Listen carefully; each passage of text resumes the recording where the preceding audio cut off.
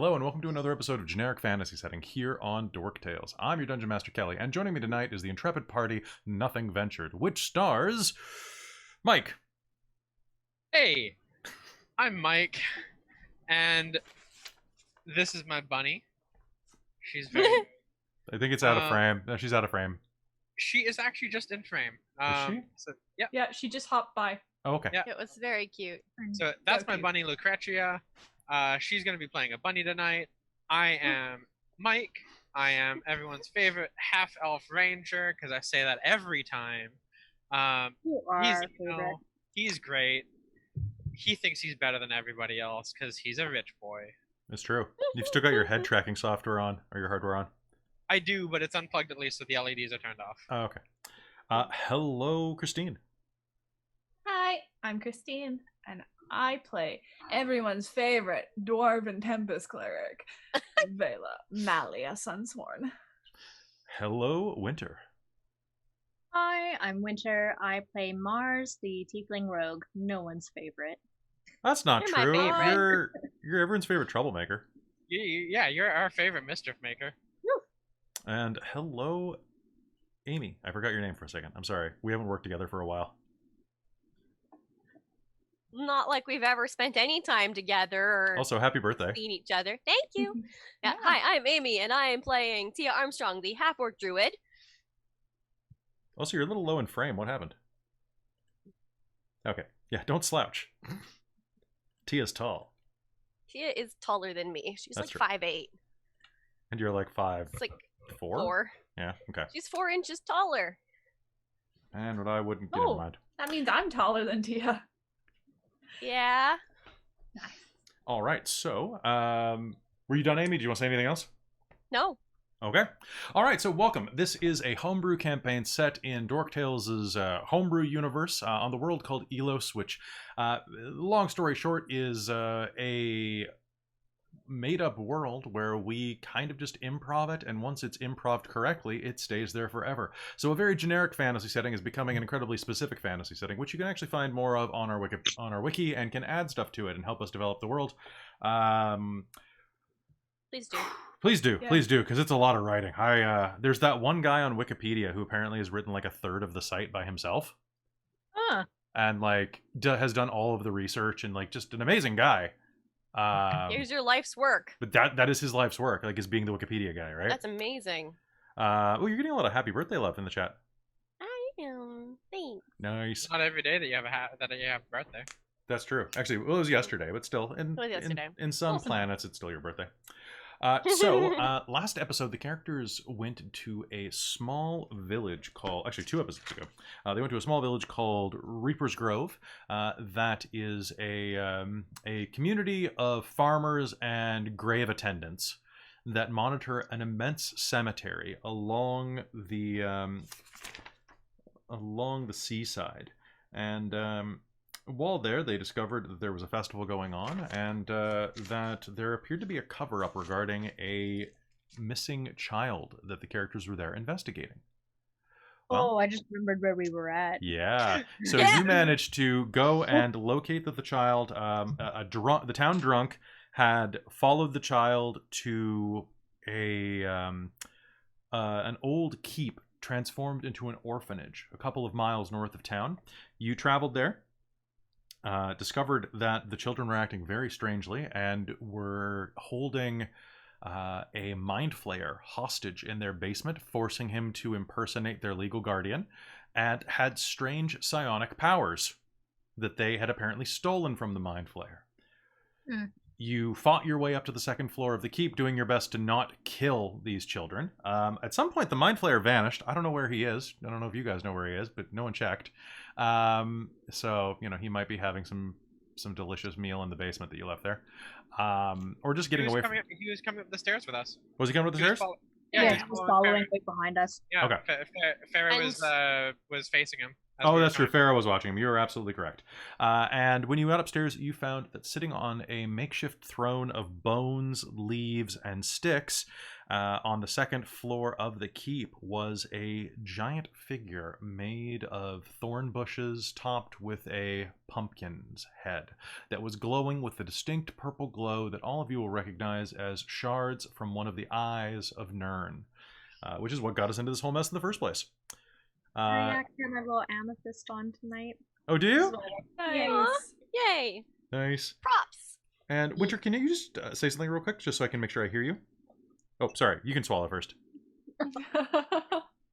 Just blah, blah, blah. Blah, blah, blah. No, Okay, I can no. hear that. We're good. Yeah. Okay, that's literally all I needed. The blah, blah, blah was fine. Okay. Efficient. So guys, do you have any questions before we start off?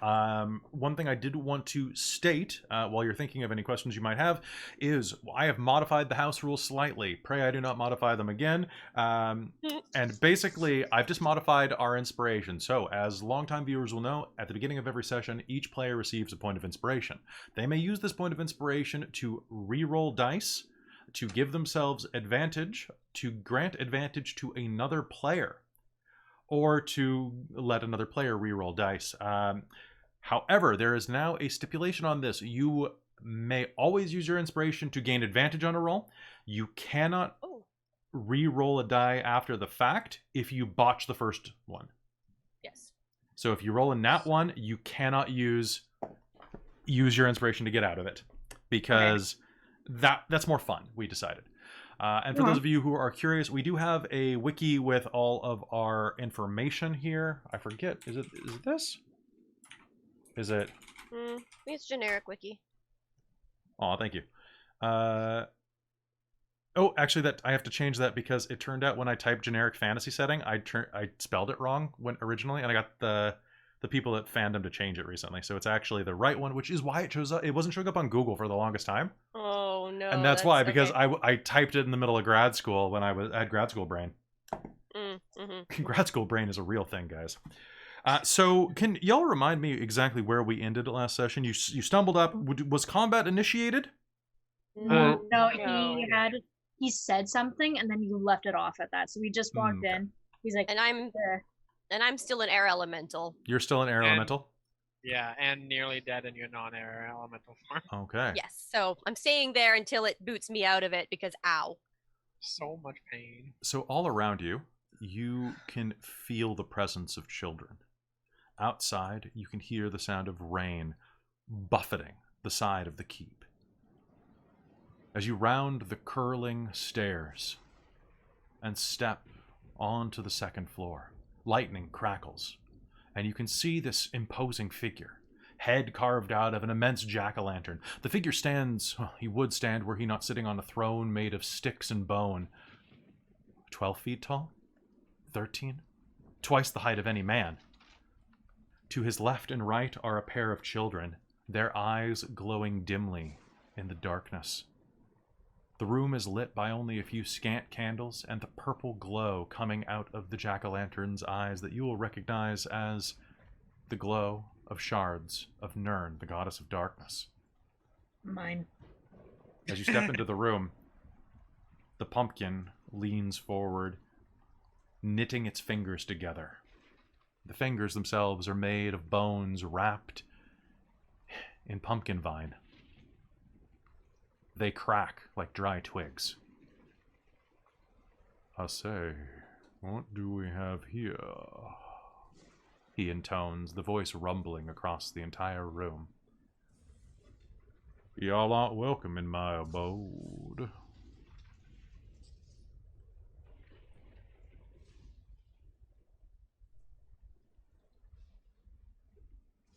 Especially not when you let my pet out.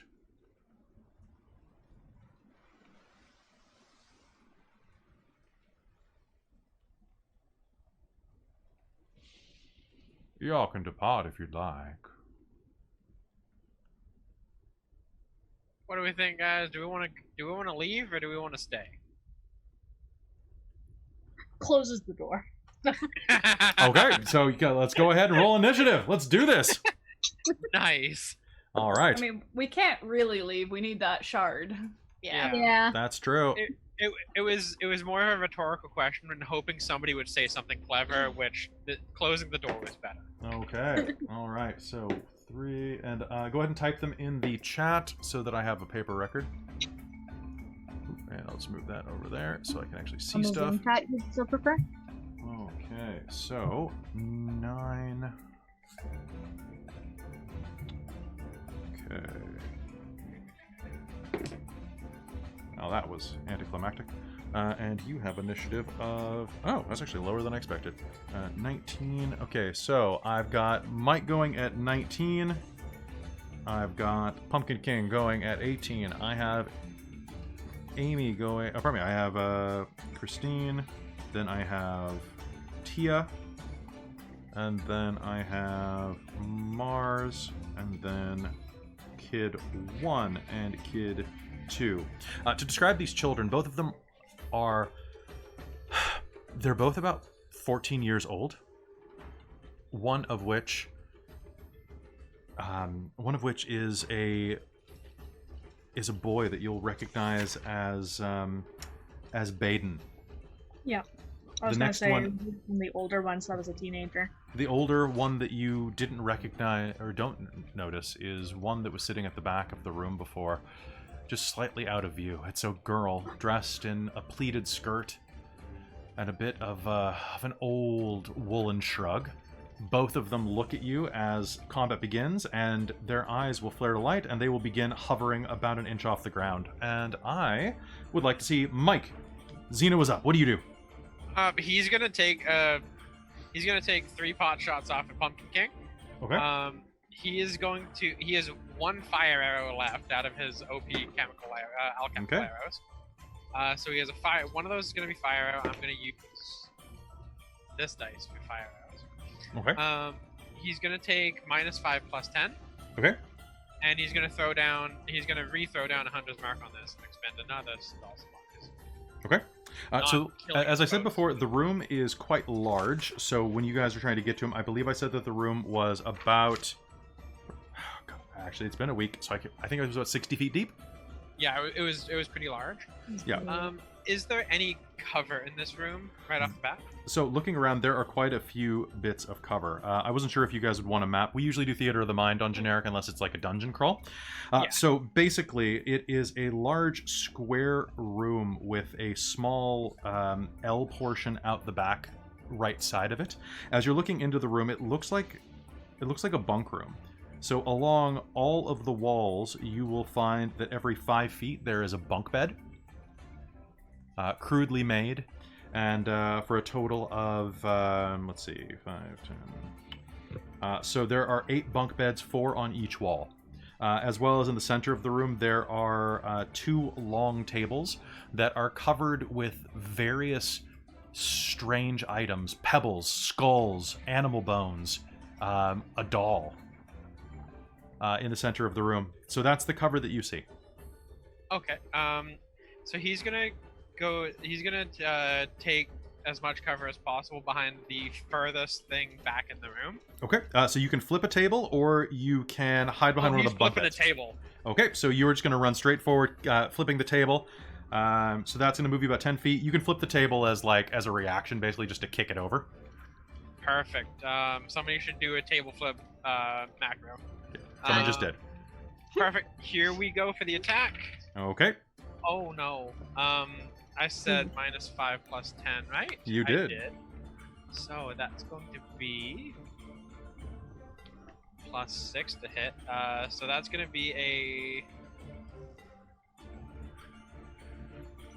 25 to hit. okay, that's a hit. My next one is going to be a 14 to hit. That's a miss.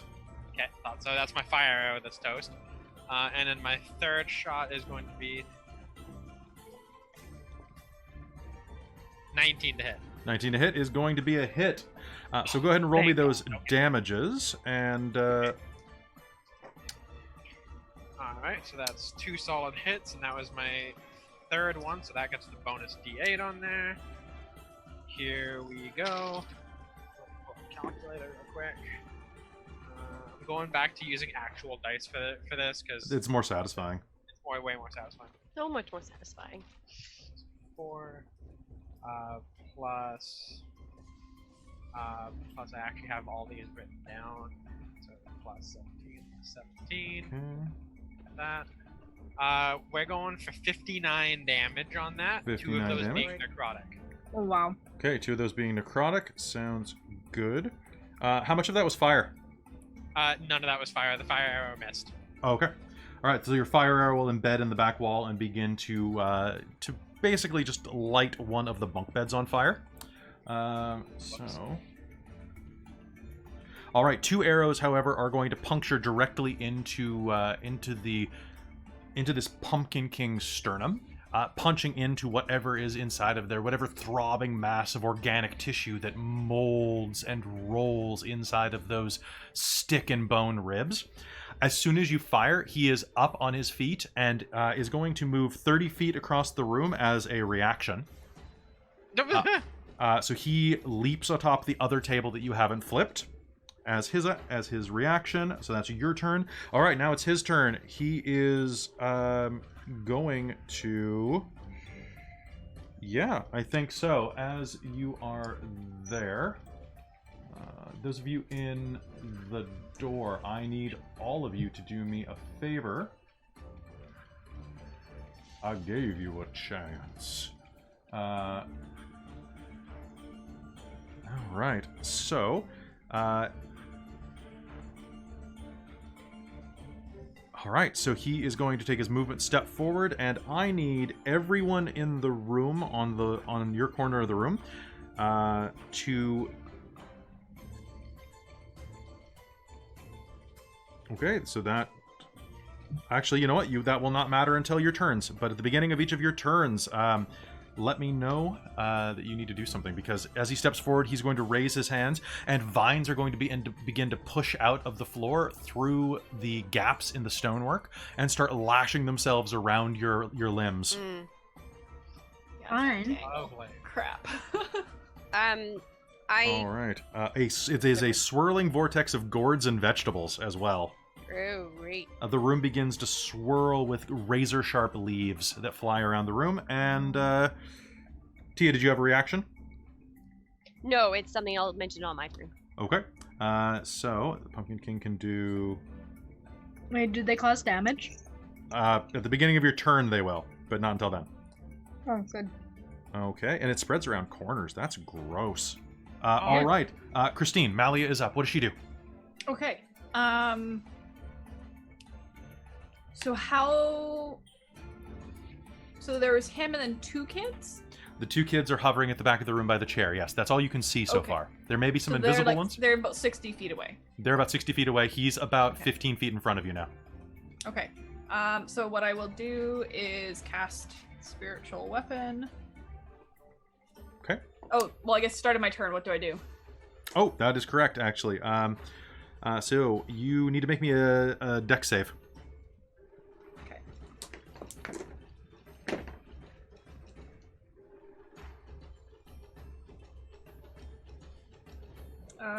That is 17. 17? Okay, so you'll succeed. So you're going to take half damage. You're going to take 6 points of bludgeoning damage as these vines thrash around and slam into your armor, knocking you around. Okay, dokie. All right, so you cast Spiritual Weapon. Yeah. So I'm going to cast it at the 4th level. Sounds good. As soon as you're done with that, I'm using a reaction. Okay. Well, I'm going to hit him with a spiritual weapon and with my hammer. 'Cause Cool. That's a bonus action. So my reaction comes after yours, so... Okay. Oh, 1 second. I have to do these separately because I don't have enough dice out. Sure, that's fine. Okay, so spiritual weapon hits with 27. That's a hit. Okay, and that is 16 damage on that. Okay. And then my hammer, It's hammer time. 21 to hit. 21 to hit is a hit. I love that I add 10 to that to hit. Nice. Yeah, so I don't actually have great rolls. I rolled an 11, but... Okay. So your hammer is going to whiz by. So it is hitting 4.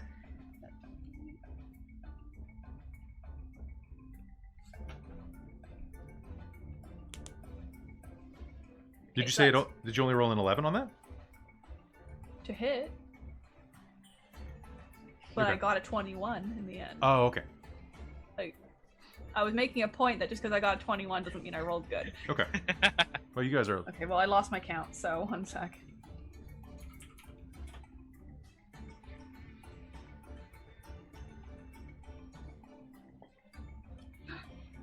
Okay, so that's 20 damage. Okay. And then there's also an additional...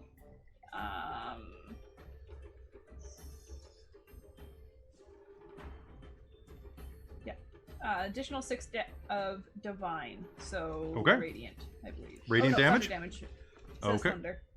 All right, Never mind. so... It's a divine strike thing.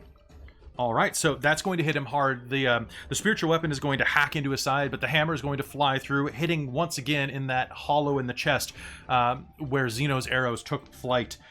He is going to be buffeted back and is going to glare at you. The purple magical fire in his eyes igniting as he goes, "Well, that was just rude!" And I need everyone to make me a wisdom save. Coming right up. Oh, my specialty. 19, you're fine? Wisdom save, you said? Wisdom save, yeah. 18. Oh, I'm fine, I think. 21. You're fine. Farah fails. 27. Oh no, not Farah. Okay. 27? My god. Okay. So magical fire ignites from the eyes. Flickering out from its eyes and twisted mouth, it washes over you. Farah is going to shriek and duck behind the nearest one of you, which is going to be Malia, actually. So she's ducking low. You're basically a statue, so that works out. And I have a shield, I think. And you have a... Do you? Yeah. Oh, okay. I've always thrown my hammer, so I've never had to do it two-handed on it. So it always works. I'm always one-handing it. This purple energy wafts around the Pumpkin King and appears to just kind of swirl around him like a vortex along with the leaves and gourds floating in the air. And Tia, you're up. What do you do? Well, I don't like this. And I am swirling air. And make me a dex save. Yes. Now this isn't like a grapple. It's just an attack. No, it's right? just an area effect. Dex. So until the vortex ends, the area is difficult terrain for creatures, and when a creature enters the area for the first time on a turn or starts their turn in the area. Right. Oh damn. It's 14. All right, you are going to be shredded by these leaves as you make it through there. You are going to take 15 points of damage. Is that count as magical damage? It is bludgeoning damage. So Is it not? Okay, so it should be... Okay, full damage then. Because I have resistance against bludgeoning from non-magical attacks, but if it's... This would be a magical, right? It doesn't specifically say that it is magical, it says it's bludgeoning. So you would have resistance. It is like it's Okay. magical in theory, but it like the actual mechanic does not say magical in the description.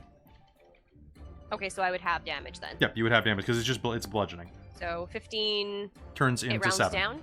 Always round down. Sweet! Yeah, they generally do specify that if it will bypass That's true, yeah. resistance. Yeah, but my If it attacks counts count as as magical. magical. I think So it would be I magic if it will- was a direct attack. It would be magical because it's an area effect. Usually, it's Yeah, that makes sense. Yeah, I wasn't... that's why I otherwise it's a wasn't meat sure. grinder. Cool. So I'm going to surge forward with my 90 feet of flying speed, and try and just do two slam attacks for my multi attack. Okay, go ahead. So that's okay.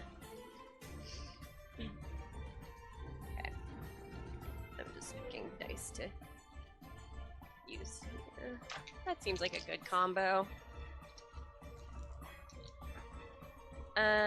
So that's 2 dirty 20s. Okay, that's a hit.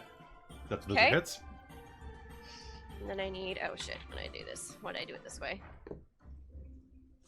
I need more d8s here. That's several d8s. Okay. That's 12, 13. And this is all magical 17. damage? Yeah, so 7. So wait, hold on. It's 10, God. 17, and Level 10 characters are gross. 27. 27? 27. And that is a bludgeoning attack. Okay.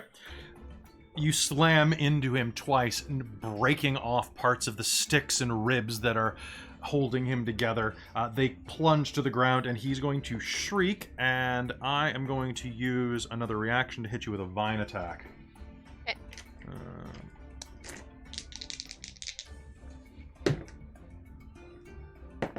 All right, 21.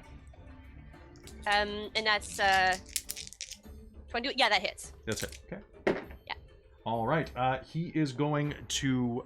You're going to slam into him, and a vine is going to rip out of his torso and slam into the side of you, grappling you. I am immune to grapple. Okay, it's going to surge right through you, but I think it's going to rip you out of this form because it's going to do 13 points of bludgeoning damage, which subtracts. I have 90 hit. Oh wait, sorry. Points 13. from this form. 18. So that I would have be 83 hit points as in this form. Oh, okay. Ooh. Yes. No, it's my base form has 13 hit points, so this is my oh dear okay. lord. So it has Alright. to do 80. So 18, how many? so you'll take 9. Okay. All right. So Mars. I'm currently at 74 hit points. All right, Mars, what's going on? Okay, so something happens to me too on my turn. All right, so I need you to make me a dex save. Save. How's 22? 22 is great. So you're going to take half damage. Would you like to use your reaction to take no damage? Oh yeah, because Fine. it's Oh wait, anyways. isn't uncanny dodge is I always forget, is it reaction or is it automatic? I think it's whenever there's an it would I think you prompt just a- round down, right? Uncanny dodge. Nope, sorry, it's not The other uncanny thing dodge. was just to like It's evasion. Hellfire, the Pumpkin King. Yeah, so you are going to thank you for reminding me of that because I forgot to do that when Tia hit me. Tia, you hit me twice, right? It's a multi-attack, so yeah, 2 attacks. Okay, so one sec. So Mars, you are going to take no damage. Tia, you're going to take another 17 points of fire damage when you hit me, though. Okay. So sorry, I forgot about that when you were attacking around because I. Is it 17 points? Yeah, basically he's wreathed in flame, so that is going to collide with you. So you take 17. That's good fire, so you take it all. Yeah. Mars, the shredding leaves are going to fly around you, but you're actually going to manage to deftly dodge and take no damage because you're a rogue. Okay. I was pretty sure that the uncanny dodge was a reaction, though, wasn't it? Uncanny dodge is, but this is evasion. Evasion is not. Whenever you succeed on a dex save and would take half, you take none. Okay, Because but you're just that sneaky.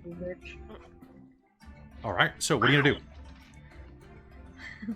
So I am going to use my the fire thing. Oh, you're gonna use your reaction. Yeah. Okay.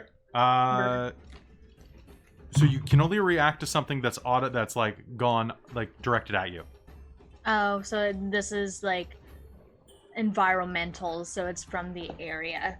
Yeah. So it wouldn't. Oh, okay. Then Yeah. never So it mind. wouldn't in this Yeah. case. Although I can see why you'd think it would, but Yeah, because it would come from something, but it makes sense. yeah, so. I guess because it's environmental.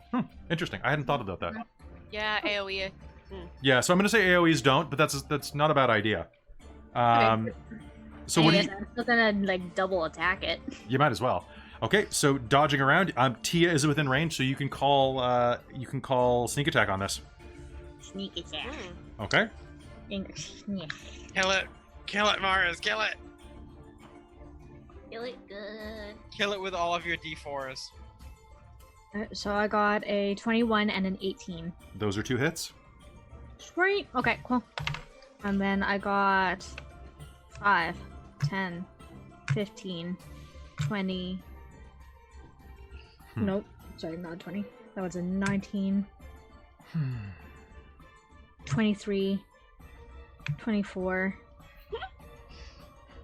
27. 27 plus 4. 31. 31. Nice. Yeah. Okay.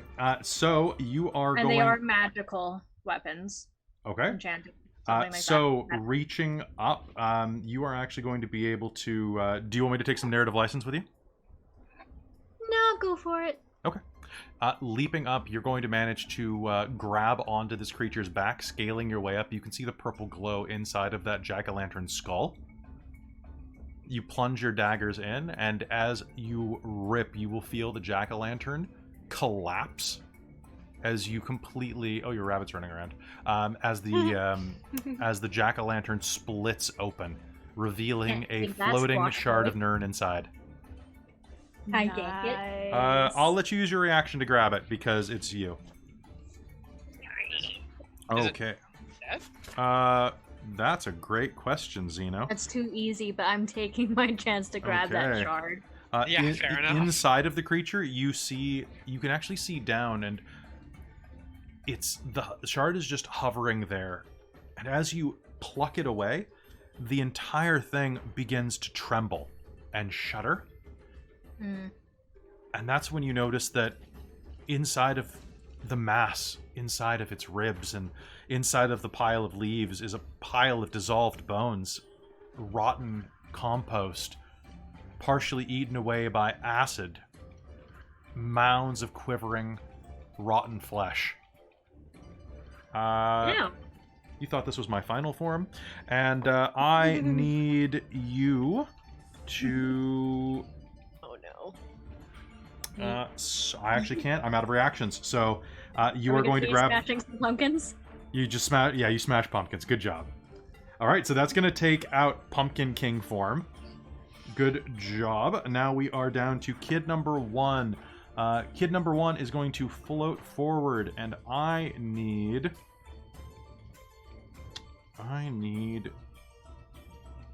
That's a 60-foot cone. But this thing's immune because it's immune to psychic damage. I need everyone here to make me 2 saving throws. Int saves, please. 2 of them? 2 of them in a row. 2 int saves? Okay. All right, fair is fine. So 19 one. and a 4. I'm sorry? That's 19 and a 4. All right. 21 and a 17. Okay. 16 and an 8. Okay. 30, 20, and a 17. Okay, Dang. so that's Mars 1 and 0, 2, Farah 2. And Mind Flayer is actually going to be immune to his own psychic blasts. The 2 children are going to surge across the room, floating several inches above the ground. As they approach, you see blood begin to dribble out of their ears as they close their eyes and then slam their heads forward at you. Bursts of psychic energy are going to wash over you, and you are going to take... let's see... okay, each creature must succeed. Okay, so if you succeeded your rolls, you are fine. So Zeno, you succeed the first one, rolling out of the way of the blast of pressurized air that rips across the floor, but the second one is going to hit you, and hit you hard. You are going to take... you're going to take 20 points of psychic damage, and are going to be stunned for 1 minute. Oh, pardon me, 24 points of psychic damage. You may repeat the saving throw at the end of each of your turns. All right. Mars, you as well are going to be struck by the second one as you roll out of the way of the first. You are going to take 17 points of psychic damage and be stunned for a minute. Okay, and did you say we can re-roll at the end of our At the turn? or end at of the your beginning? turn. Okay. So, and on a success, you just end the Mind Blast's stunning. Basically, you are going to see them thrust their heads forward. You're going to both dodge out of the way as this cone of psychic energy pushes the table, the dust, all of the leaves that are starting to fall to the ground as the Pumpkin King's head is eroded. You will roll out of the way. Unfortunately, they were playing chess with you. You go directly into the next one's blast as the girl leans forward, blasts you, and you hear the sound of feedback in your ears, so loud and shrill that you drop to your knees, clutching your ears in pain. Farah is up. Farah is frightened. of the Pumpkin King and can do... frightened means she cannot advance, but she can still cast, if I'm not mistaken. I believe Yeah, I believe so, yeah. Okay, then I need a charisma save from the... I can't touch it. It's in front of me. I can't touch them. Shit. Then in that case, she's going to throw a firebolt at it. That is going to be a hit. That is going to be 9 plus... It's going to be 14 points of damage. Or at least it would be. A bolt of fire hits the shambling, pustulant mass inside of the Pumpkin King's robe and sizzles as it hits the acid on the inside. Farah is going to just whimper, "Oh, come on!" Oh no! The Mind Flayer that you brought with you is going to take a step kind of to the side, avoiding you, but is going to squint its beady eyes. Its tentacles are going to lash out, and it is going to return the favor, mind blasting both of the kids, and that is 2 fails. Oh wait, nope, that's 1 fail. 1 fail is better than no fails, though. Okay, so that means that out of the 2 kids, Baden is going to be stunned and is going to take 22 points of damage. Good job, Mind Flayer. You're a new ally. All right, top of the initiative. Back with Zeno. Zeno, you are holding your head, rocking back and forth. You can make me an intelligence save. How does a 13 sound? It's so loud. It's just burrowing into your mind. How does inspiration sound? Inspiration sounds like it's probably going to be like a 12, but okay, go ahead. Inspiration sounds like not that same dice. And another fail. Would you look at that? 6. Oh, was it? Oh, God. It's just so loud. Oh, my God. Oh, no. Oh, man. I can't do anything right now. Well, you got 3 actions at the beginning of the round. All right. You are going to feel blood start to dribble into your mouth from your nose like a faucet. Ugh. It's like your brain is melting. You can feel the sinew. The muscles on your head begin to liquefy. It feels like the world is rotting in front of your eyes. And it is the Pestilent Shambler's turn. Pestilent Shambler, there are no... That's a name. Yeah, it's on the next page. So it actually worked out really well when I was plotting this. Okay, so it is going to make 3 attacks. It's going to attack Mars and Zeno and... You know what? Zeno's right there. You're right there. And Tia's right there. And I'm going to attack all 3 of you. Why not? Okay. I'm also still behind that table, too. It can reach over it, unfortunately. Oh, no. So that's going to be a 17 to try to hit Zeno. That is a nat 20 on Mars. And a nat 20 on Tia. Holy shit. YouTube's going to love this. Did I hit you, Zeno? Yes. Okay. Yes. Yeah, I it's- hate yeah. this. Oh, yeah, because I wouldn't be a saving throw, so unfortunately, yes, that's a hit. Okay, so that's going to be 18 points of bludgeoning damage plus... Oh, pardon me. That's going to be 22 points of bludgeoning damage and better. 10 points of acid damage. Not better than 18. I need you to succeed on a Constitution save. All right. Mars, that is going to be... that is... 25, 30... And... Holy crap. 47 points of damage to Mars. I'm down. Okay. Look. I need you to make me a Constitution save. Tia, that is going to be 11. That's gonna be 8. 29. Okay, I'll be with you in just 1 second. 30, 40. Well, And I haven't used a reaction yet. Okay. I would like to react and reduce her to 1. Oh, yes, you may. I have my power! That's true. All right. So, Mars, Nice. you feel yourself slump to the ground and start to lose consciousness when suddenly the holiness of Vela's light floods through you. You'll be at 1 hit point. And I you- just feel like that's a rip word. Tia, you're going to take 52 points of damage. Okay. So what type of damage That's is fair. it? So that is going to be 15 points of bludgeoning after reduction. Okay. And 20... Did I say 51 or You said 52? 53. 53. So 23 points of that are acid. Okay. I am still vulnerable to acid, so 23 You are still. acid. 23 acid, and I think I said 15 of the other one, because I rolled 15 exactly bludgeoning. 30. Bludgeoning. All right, and So- that's after reduction. Yeah. Okay, Yes. and I still need you to make me a Constitution save. Okay. And mine was 22, by the way. 22. You are fine. Mars. I will Sorry, talk to you in Constitution a save? minute about that. Mars. Con save is 18. 18. All right, you are fine. Okay, so that is going to be its attacks. And now we're going into initiative with Malia. Malia, I need you to make me a Constitution save with advantage. Oh, sweet. All right. Con. 19. 19. All right, you are immune to this effect for the remainder of the day. As it slashes out, these globby acidic pustules will whip across these pseudopod arms with nubby tips, slam into your companions, almost killing Mars.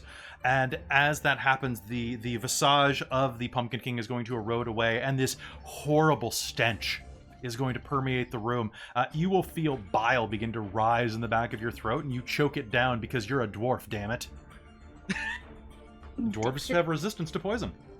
All right, so you are fine. You may act as normal. Okay. Question: have the children moved closer? Yes, the children are flying at the table. They are 15 feet away from you. Awesome. Guess what? Destructive Wave is a bonus action. And does that affect only people of your choice? Yes, it does. Okay. Within 30-foot Badass. radius of, I strike the ground, and the creatures I want it to hit get hit.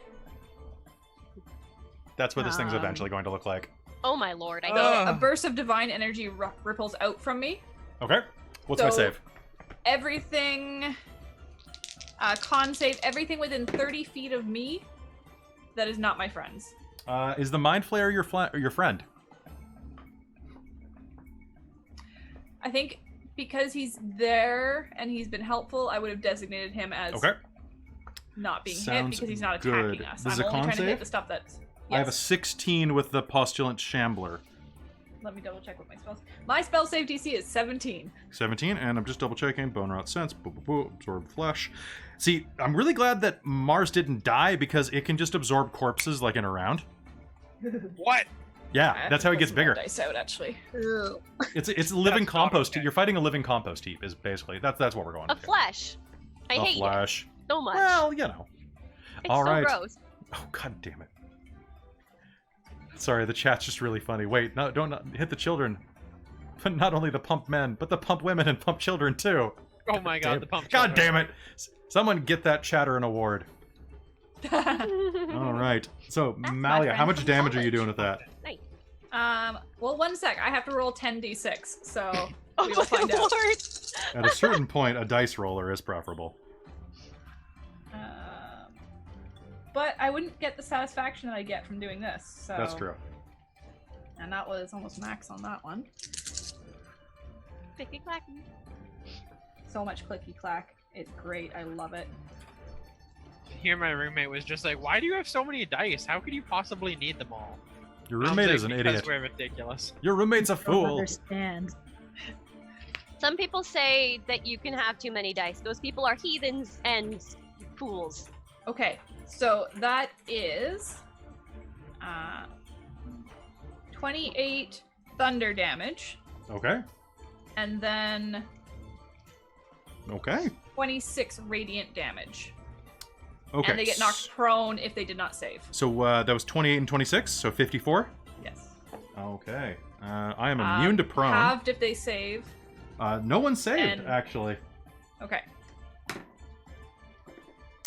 So 54. All right, Baden.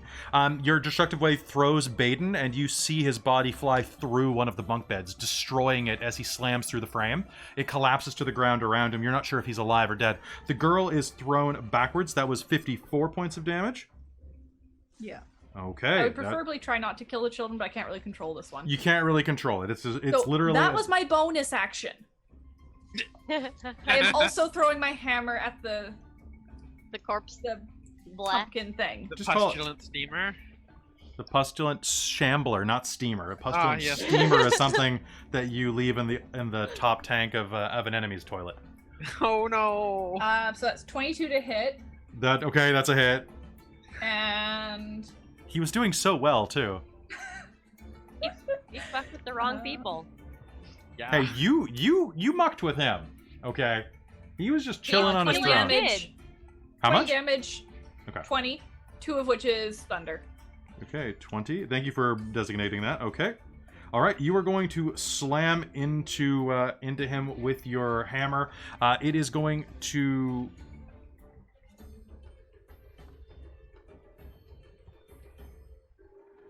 How much of that was bludgeoning?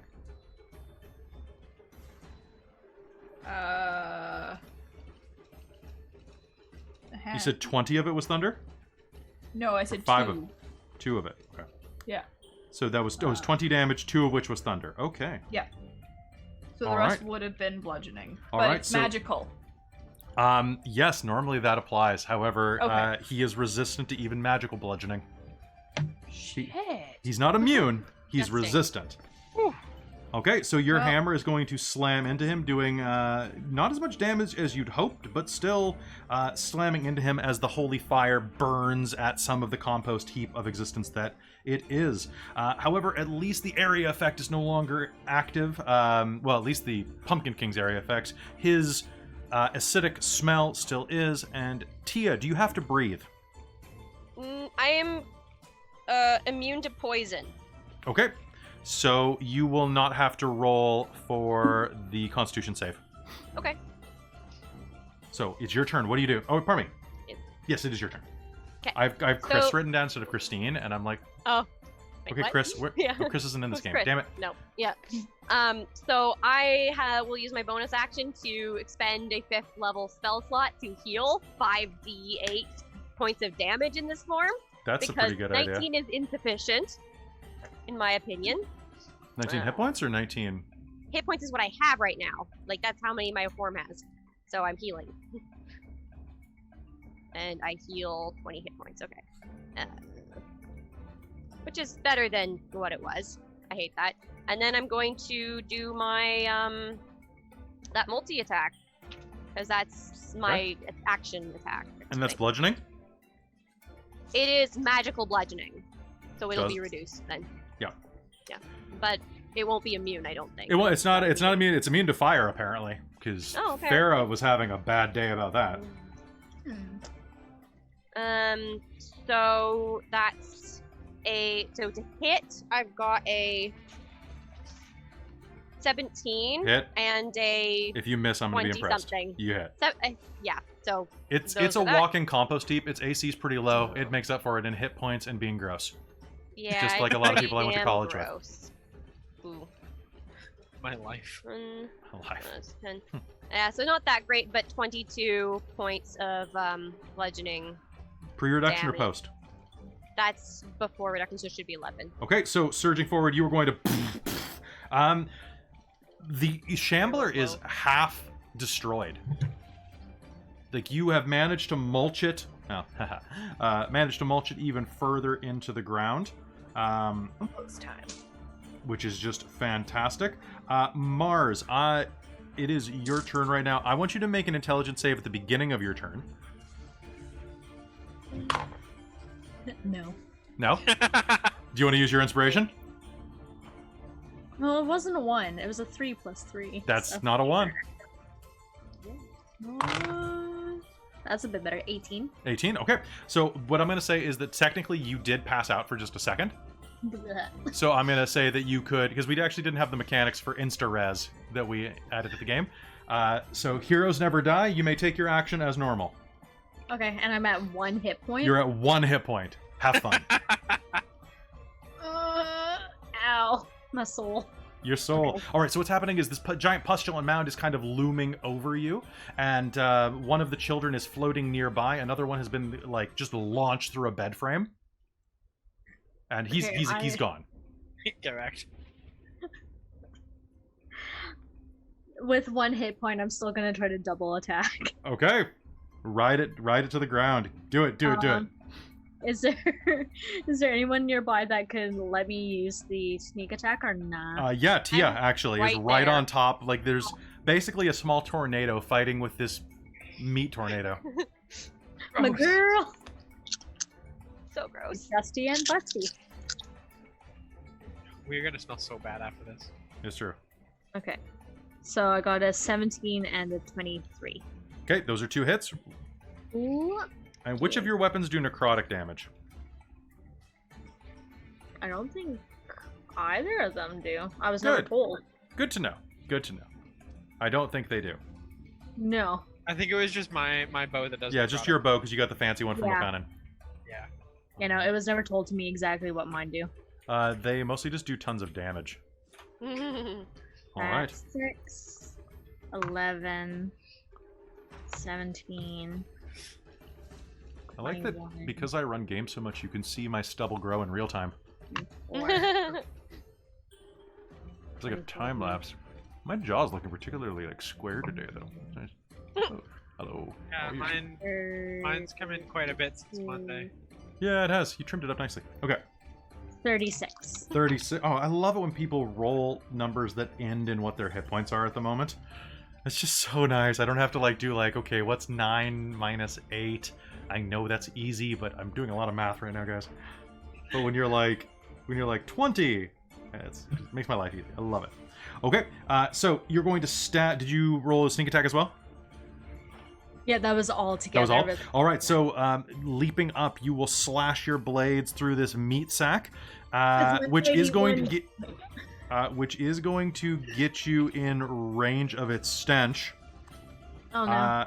I want you to make me a Down Constitution save. Your girl's going down again, guys. Yup. You don't know.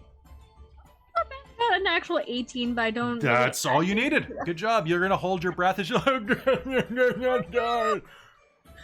splotch, blotch, splotch, blotch. All right. So Baden is out of the fight. Then it is going to be Kid 2. Kid 2 is going to roll to see if she gets her Mind Blast back. She does not. So instead, she is going... Okay. Tia's a hurricane. Yes.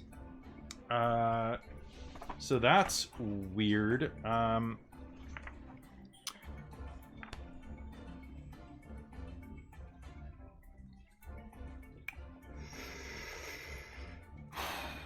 gonna say Malia. Malia, do me a favor, my friend, and make me a wisdom saving throw. Okay. Oh, actually, We just we lost Amy, by the way. oh, There we go. what? All right, Mike, you're running the game now. Oh no, okay. Oh, no. We win. Everybody, we win. Everything else. No, that means that dies. you lose if you're the DM. Oh no. All All right, everybody's dead. All right, there we go. That's fair. Okay, so how do we have this board? We had boop, and then we had boop, and then we had... All right, so Amy's kind of here. Hi. Hey, welcome back. There we go. What happened? My internet connection is unstable. Oh, Oh, so no. just like the rest of us. Yeah. Mood. Yeah, no, like I could hear you all talking and like Zoom full on rebooted and Twitch is currently a network error. Oh. Twitch is a network error. Okay, so For me. Yeah, so right now.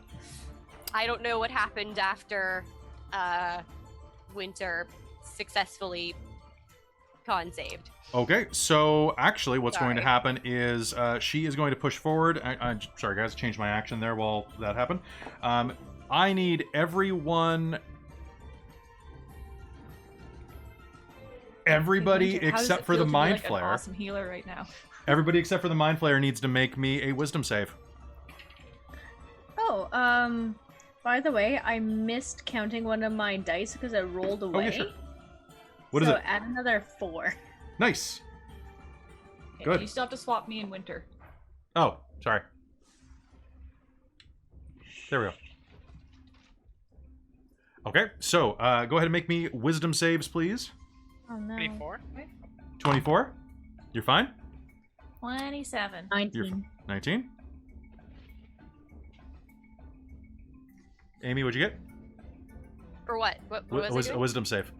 Oh, okay. Sorry, I didn't catch that part. Yeah. That's a 21. God damn it. All right. I have +8 to wisdom save. I know you guys all do except for Mars, but she doesn't know that. That's unfortunate, no. right? Because like, I'm just hoping for a good roll because I add 0. I mean, and you're getting it though. Okay, so I had Farah's turn. 9. Farah is frightened. The frightened effect lasts until then, so she can. God, what can she do at this point? Crossbow. Magic missile. Fire doesn't work on it. Magic missile. Magic missile. Yeah, I guess Magic Missile is going to be her go-to for this because she can't actually touch the damn thing.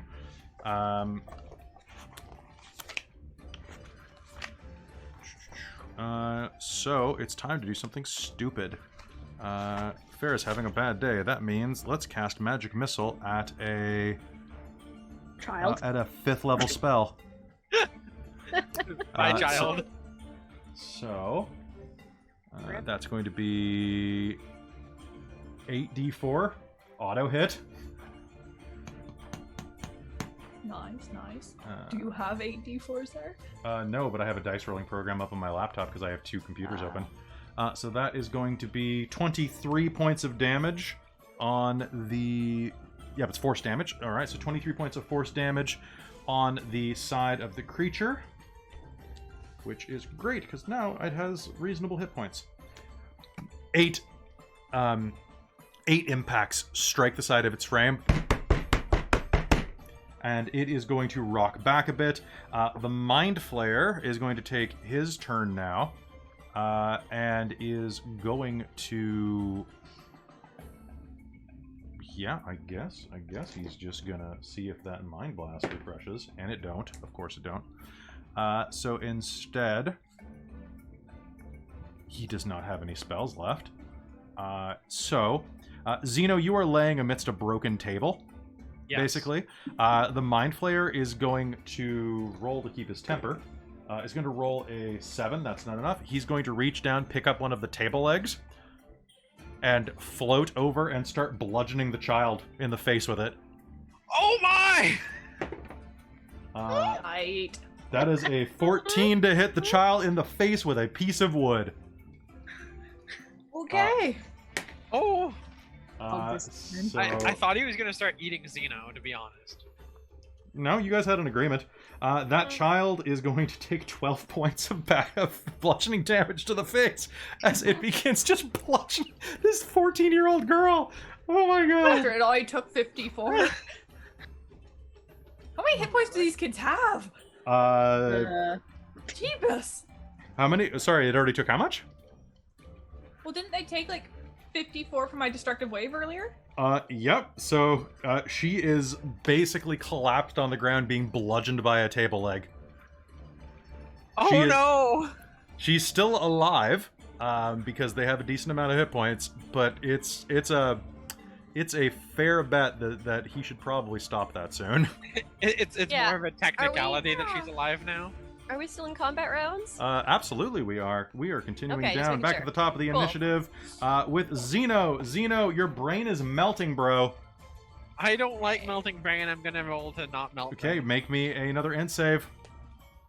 Oh my god, I'm gonna die. I got an 11. An 11. Okay, Pumpkin King has decided that Can I- you Give you my inspiration. may. I have will inspiration. roll with not that dice. You know That what? I'm gonna roll with bright pink and see what happens. You're gonna roll a 1. I got a 14. Oh, I 14? think Robin redeemed for you. Okay, so Oh. you were a 14. Is that your total? That's my total. I add 1 to end saves. Oh no. Okay. Ah. Okay, and all attack. Okay, so there we go. All right. So it is now the Postulant Shambler's turn. Okay, the first hit is going to come down and shatter the table that's sheltering you. The second is going to be a 19. That's going to hit. And so basically, you're just laying on the ground, and it needs a meal. Unfortunately, Xeno, it's going to shatter the table with one of its limbs, and then come down and crank you with 2 tremendous pseudopod protuberances. And, I'm sorry, and this is Krusty Shambler? This is Krusty Shambler. Okay. Rusty Shambler. Okay, so that could have been worse. Hate it. So that is going to be 20 points of bludgeoning damage. No, I don't like this at all, Kelly. Oh, pardon me. So my bad. Sorry, it was 28 points of bludgeoning damage. I'm down. Are you? I'm down. I after the 20, I had 3. Okay. Oh lord. All right. I need you to make me a con save while you're down. Okay. Thank God, that's good at least. That's probably a good thing. That's gonna be a 16. Okay. Is that good enough? That's good enough. Yeah. Wait, actually, Thank 16. God. You're scaring me. Okay. Oh no, I don't like that tone. Okay. So you're fine. You're fine. All right. So you are down and out unless Malia wants to spend. I was gonna say, I got a reaction. I've Okay. got 5 of these. Okay. Go ahead. One for each of us. That's how it worked. It was Basically. it worked out really no, well. it- wisdom mod, but I took Okay. that wisdom mod so I could heal you guys. All right. So that is going to be its turn. God. That's a big ouchie. That is a big ouchie. All right. So that is its turn. So the second, I should have rolled damage separately, but oh well. Malia, you're up. Okay. Well, now that I've figured out that hitting it with my actual weapon doesn't really help that much. Is there anything else I can do?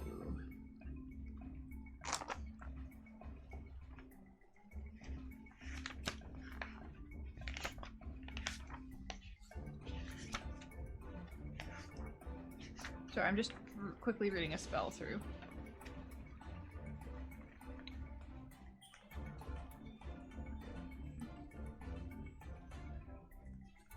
Okay.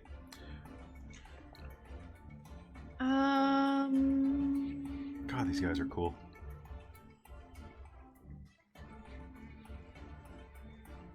Is there anything in particular I think would work best against this type of creature? Just lots of damage. Just lots? Lots of damage. It's oozing acid, and it is obviously undead. Oh, pardon me. It's obviously it's not undead. Pardon me. Do Okay, remove I was that. gonna say. Wait, what? It looks like it's actually some type of ooze. So, Okay. what you're doing seems pretty good. Thunder doesn't seem to be it doesn't seem to be resistant to thunder at all. Okay. Well, I guess.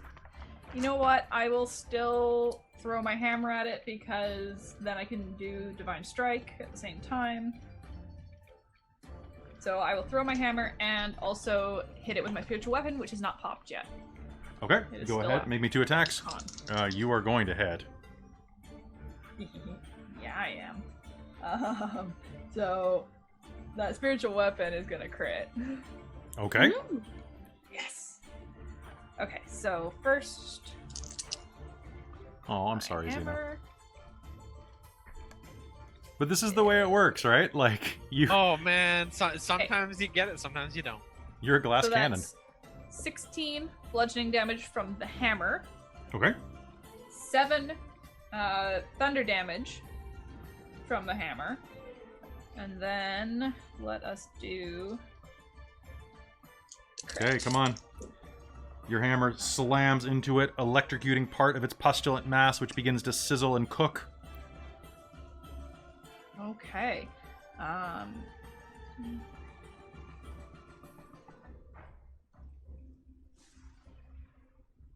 33 for spiritual weapon.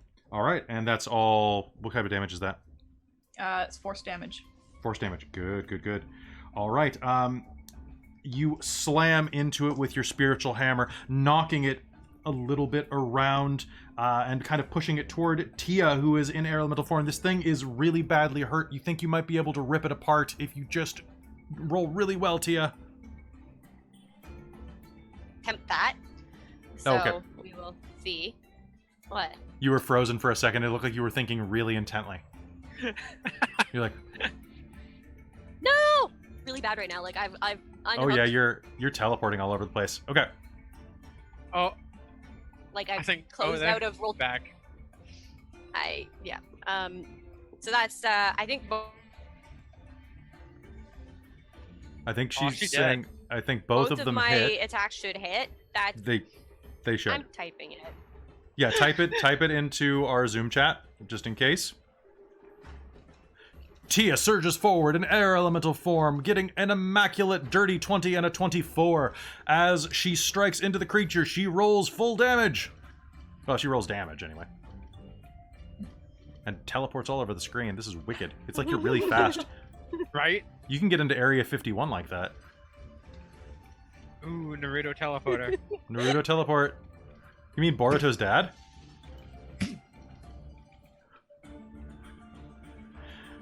Oh man, What a good game. What a good game we're having. All right, so 20 damage, 10 after reduction. Punch, punch. You rip into the side of the creature, starting to pull chunks of it away with your mighty fists. Mars. And you see that Tia regenerates some of her swirling vortex as a bonus action as well. And Mars, you are up. You are point blank range, which means that I need you to make me a Constitution save. Oh wait, actually no you don't, because you got an 18 last turn. So never mind, keep going. Okay. Welcome to. Thanks for letting me in the one hit point club. Don't breathe tea. Yeah, I'm Tea is still at the bad. 1 hit point, but I just want to keep on like fighting. I don't even notice. That's fair. 1 hit point club. And Zeno, I'm sorry to ask, but I need you to make me a con save as well, Why not? because you've been point blank this whole time and you breathe. Fail. Okay. So you're poisoned. Like, How close is he to me? like on top of you. Oh, really? He's moved all the way to the end of the room? He's been at the end of the room for the entire fight. 16. Oh, okay. Like he rushed you, and then like, oh, then we lost you. Oh, Amy dropped. Amy dropped. We'll get Operation Amy drop. Okay, yeah, I didn't know that he'd made it to. Oh yeah, my because the table pumpkin yet. ran for you, and then used his move to like move right on the other side of the table. Oh, Yeah, he ripped that table apart pretty much. Yeah. Didn't he? Mm-hmm. All right, so Mars leaping on, or you're already hanging off of this, or you're not wanting to touch this thing, but slashing into it. What do you do? Okay, so I did get a 16 and 24. Those are 2 hits. Okay, so then yeah, I'm gonna just basically take this squash boy, like 6, 12, 17, Oh, that's good. 17, 21, 24, 28. Ooh. 28. 34. Okay. 35. yeah. Sneak attack is great. 35, and then 39. 39 points of damage. Holy shit. It's good to be a rogue. All right. So we're on bun cam right now. So We're on what? Amy has to go reset her router Oh no! because yeah, she sent a She's in a message Take a to our pallet. Facebook chat or something. Okay. yeah. Oh, yeah. So Mars, you rush forward, and is there a way to? That kind of works. Now I'm just in 2 places. There we go. Mars, you are going to push forward, slash into this thing twice, and as you do, you eviscerate the center of it, And as you rip part of it aside, you see that there's something inside of it. At the center of its mass. Its tendrils wrapped around something hard, something fleshier, something... And as you stab next to it and tear, you see that inside of its gut is the body of a 10-year-old girl. Not okay. What do you do? Rip it out. Okay, you grab the girl and pull, and the girl slides out viscously onto the ground, and the pile of ick will collapse around you and dissolve into nothing. Is she dead? The girl is still breathing. It's the girl! And at that point, I think it's time for us to take a quick break while Amy resets. So, Yeah, fair enough. Good job, team. We'll be right back.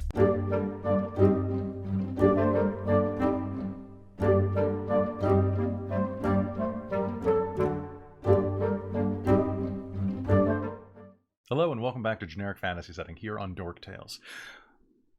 As the rain buffets the walls of the old keep, Mars, you find yourself laying on the ground.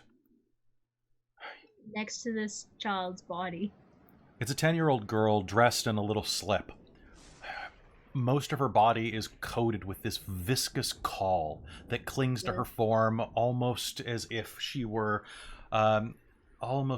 fresh from the womb. You're not sure that she's breathing. You said she was alive before. Yep, she... So, Okay. Like, do I You know feel what? the pulse, or, She- like, don't see her chest moving? Want me to do a medicine check? I want you to do a medicine check, actually, because I realized that she has no way to breathe, so...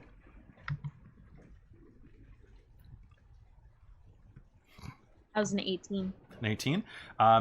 You see that she is alive. She's moving, but as she hits the ground, her eyes are shut, and she presses her lips against the side of that membranous caul and tries to breathe. It starts to suck inward as she does.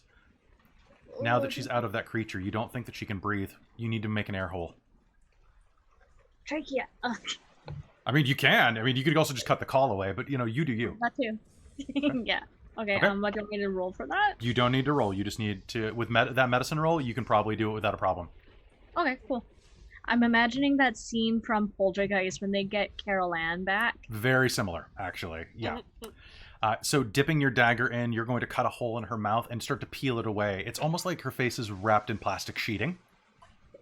And you'll be able to pull this slimy layer, and as soon as you break it away from her mouth, it will just split down her entire form and collapse like a popped water balloon onto the ground. Yeah. She starts I've never breathing. had it. What are the rest of you doing? Is the whatchamacallit still attacking that kid? It is looming over the child, holding the club in one hand. Okay, hasn't yet. I'm gonna go over and check on those two kids Okay. and see if it seems like they're still being controlled. Okay. At the Which one are very you going minimum- to? The boy I'll go is to the girl collapsed in the bunk bed, or you can go over to the girl, which is loomed over her. Yeah, Okay. because she just got more damage done to her. The mind flayer is clawing at the back of her head, pulling her hair roughly. It's matted to the side of her skull with blood.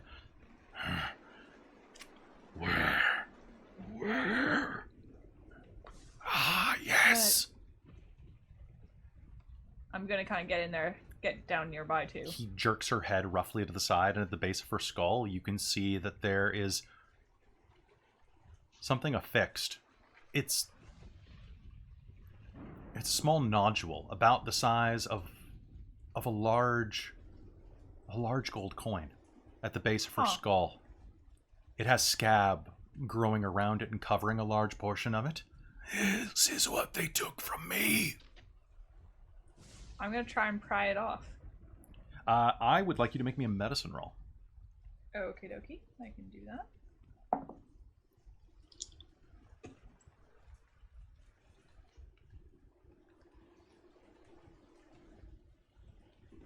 24.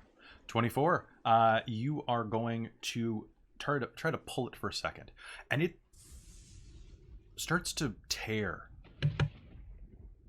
It starts to tear at the scabby tissue around it. It starts to weep this strange yellow pus. And then it starts to wiggle under your fingers like a tick or a leech. Well, that's gross. Do you you have enough medicine that you can actually work your way around it, though, using the knowledge of how to remove leeches and ticks and things like that? Yeah, I'll still remove it. All right. And I'm going to hello. spare the dying her, just in case. Sounds good. As you reach down, thunder crackles behind you, and you are going to slowly work with... do you have a dagger or something like that? I'm sure I've got a little one meant for, like, eating or medicine. Or like a stuff. It's pocket not like knife an or something? attacking- Yeah, it's You not will an attacking dagger, but... You dig the dagger underneath and feel something squelch, like popping a pustule. And then you begin to pull. But the bottom of this nodule, which itself is brown and almost actually brownish purple, as you pull at it, you see an eyeball roll back to look at you.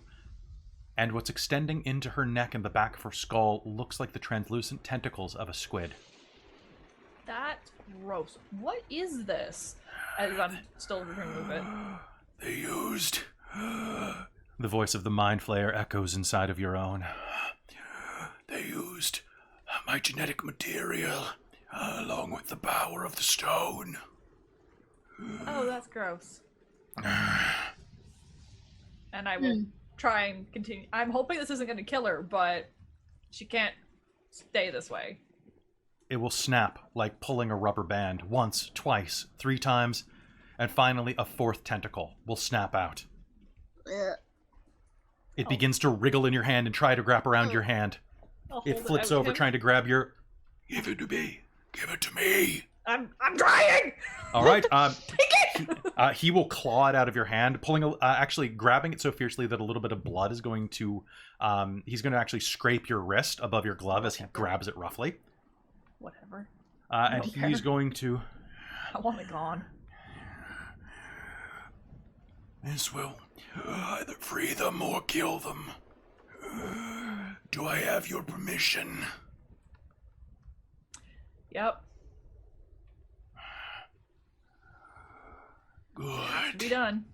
And I need to make a bunch of con saves. 1 second. Okay, well, I'm gonna spare the dying the girl and then go over to the boy.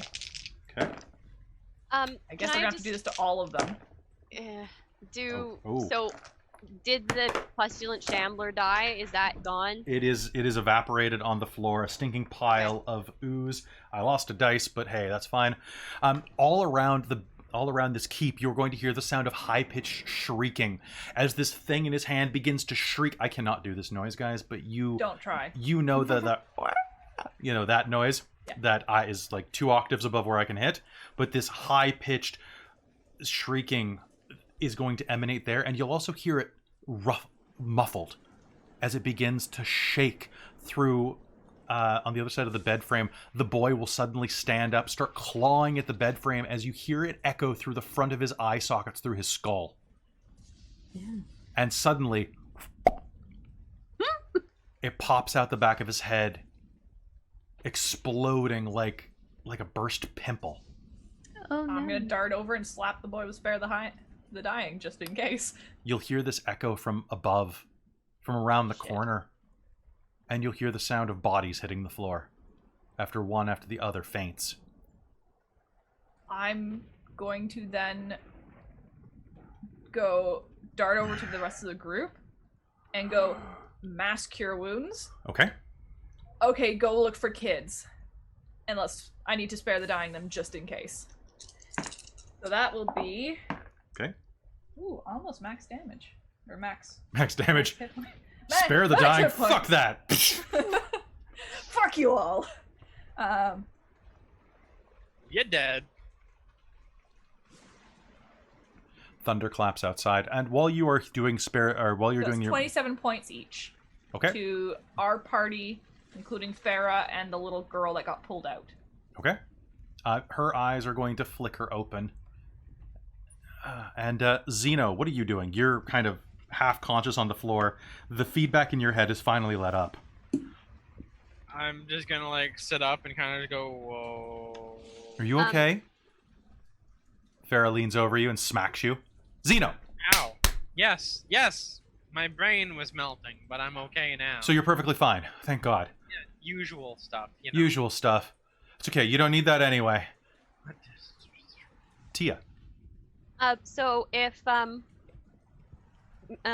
it looks like if we're out of combat and things are settled down, I would want to make sure I switch out of my elemental form before Malia drops the healing. Okay, so as she's casting that, you'll re-solidify into flesh. Okay, and then I'll heal up to like 30 something or 40 points. Sounds good. Mars, nearby on your lap, the girl will stir. Ow. Where the fuck am I? This is an 11-year-old girl. Language. Maybe 10. Where the fuck am I? Does she look like the one that we're looking for? Yes, she does. And Malia, what are you asking? She's gonna respond with, "In a minute." Okay. We will explain in a minute, and she's gonna start going off looking for kids. Okay. Tia will also do that. Okay. Looking throughout the building, you what I want you to do is everybody just give me a you can take 5 minutes just to do it, or you can make me a check if you want to be faster. For what are we checking? So you can use you're going to be using investigation. Okay. To go hunt for kids. You're playing hide and seek, which is easy because they're not hiding anymore so much as corpsing. Oh, corpsing. That's an 18. Okay. 22. 22. All right. Well, 14 or 13 from me. Okay, that's enough. And Mars, are you staying with this girl, or are you going to look around? I'll stay with the girl. Okay. I'll take a look in the room, though, with a 15 for investigation. Okay. I'm just not leaving her on her own. That's fair. All right, so looking around the room, you said you had a 15? Mm-hmm. Okay, so as you search the room, you are going to find that there are... This is a very, very strange room, first of all.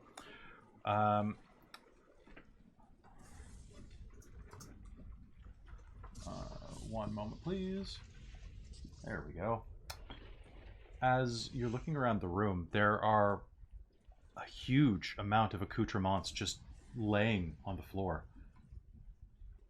Strange objects here, mixed in with what looks like almost like science projects on these tables that have been flipped over. As you poke through them, you are going to find the following things. You're going to find 8 copper wires, one of which is slightly not corroded. Copper doesn't corrode like that, but greened, like oxidized, which you don't see in copper terribly often, especially not. This looks like fresh wire. You'll also find a jar of some type of strange mucus. Jar of it. It's a jar, like a full jar, like a jar of flour that you would keep on the counter, about the size of half a gallon of water. There's something inside of it that slushes an impact that hits the sides. What color is it? It's kind of a snotty yellow. And as it hits the side, you think you see something inside that's grayish pink. I'll tilt it and like try to get a better look. Okay, one moment, please. As you tilt it, you'll see that on the inside there appears to be a brain.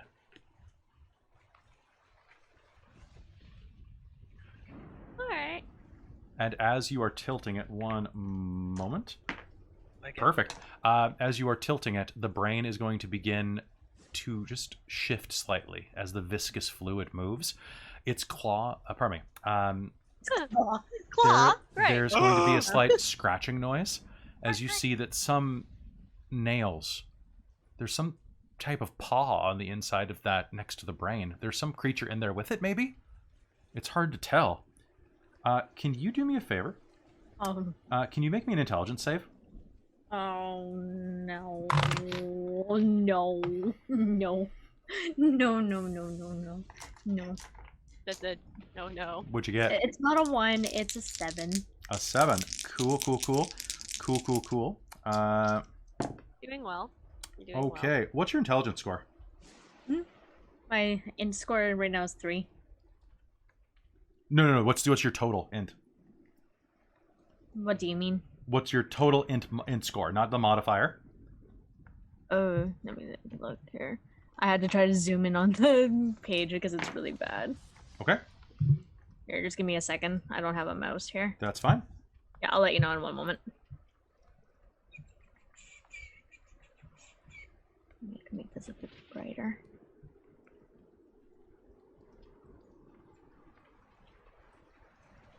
Seven.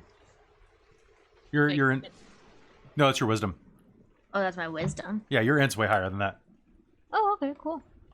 Maybe it's not, I haven't changed it in a while, so maybe that's why. Steve? I believe it's like 14 or 15. You know, I haven't actually changed the page much since like before we stopped seeing each other. Aw. I've made edits. I didn't know we on were the seeing edit. each other in the first place. That's unfortunate. You know what I mean? Christine, I have something to tell you, apparently. No. News for everybody involved. Yeah, seriously. Since we were playing in person. I know. I'm just giving you shit. All right. Yeah, you're right. It's a 14 then. if I add That's it up. good. Good for you. You are going to take. You are going to go unconscious, however. Oh wait, you're not, because Christine just healed you. So you are going to take 12 points of psychic damage. Oh. 12 points. Okay. 12 points as a ringing begins to echo through your head. What do you do? You can see this viscous fluid pushed aside as a brain presses itself against the side of the jar. It's like it's looking at you. That's impossible. But I'm still able like to control my You're still able to control your action, yeah. I'm going to like carefully put the jar back on the ground and be like, I'll come back to you in a second. Okay. All right. I need you to make me another another int save. Okay. My intelligence was actually a 16 before. I just brightened up the Yay. page. Okay, cool. No. No? You take a couple of steps away and another 10 points of psychic damage rip through your mind. Blech. You actually will vomit slightly. Blech. As you begin to get vertigo and drop to one knee. Farah stayed in the room. Are you okay? Brain jar. Blech. What? Squish. Okay.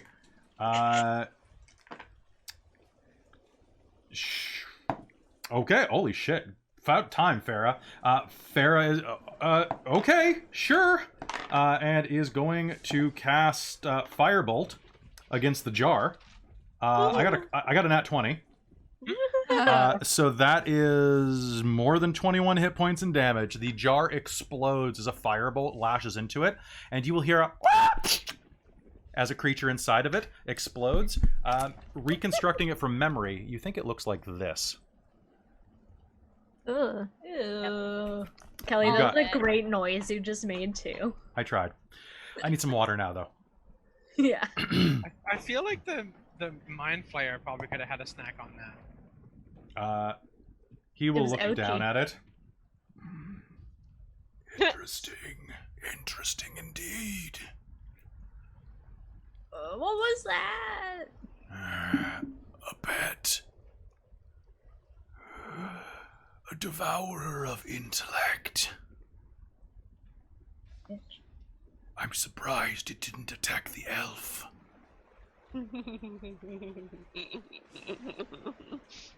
While you were prone, of course. Are you okay, Mars? Mm-mm. Okay, let's here. Farah's going to push a bottle into your hand. Drink it. Okay. Glug. It's rum. Oh, yeah. Brad. Our girl. It'll make you feel better. I got it from the brothel in a pesh. Excuse me. Yeah, that's better. Nothing's gonna get up here now. Meanwhile, as the rest of you are hunting around the floors, Zeno, Malia, and Tia are going to find that in this place there are 11 children unconscious Wow. on the floor, 10 of which are fine. One of them, unfortunately, as you roll them over, it's a boy. It's a boy about the age of 10. One of the ones that you fought earlier on the lower floor. Moore, you think his name was? No, that was one of the younger ones. That's Chaster? Maybe he didn't introduce himself at all. But as you roll him over, you'll see that his mouth and eyes are empty. You can see directly to the back of his skull. Oh my lord. Everything inside of him melted when that happened.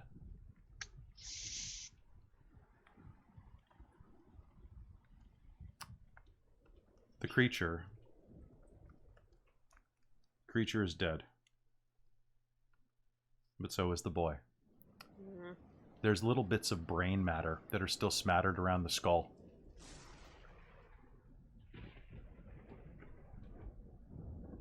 Do you bring the rest of the kids upstairs? Yes. Yeah.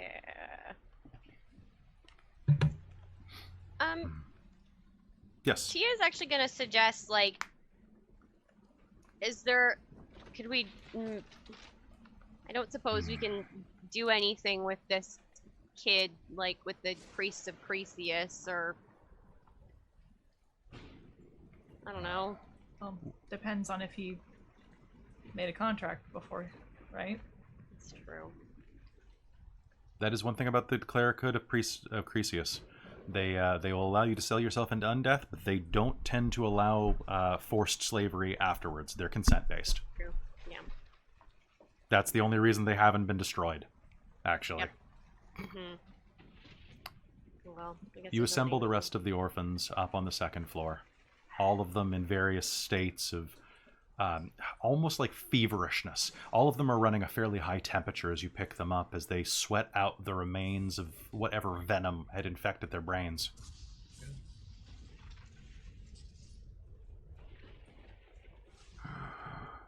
Are any of them expired?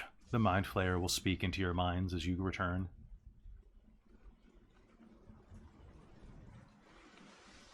Well, Yeah, one was. May I have the victuals? He is not... They are not using their mind at the moment. There was no brain left. not really. Kind of liquefied, it looked like. I hunger.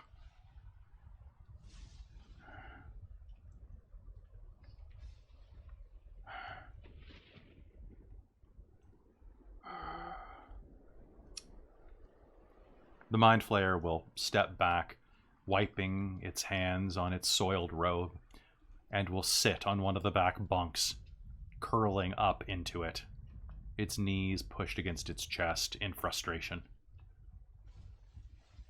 It appears fairly despondent and not like it wants to really deal with you all at the moment.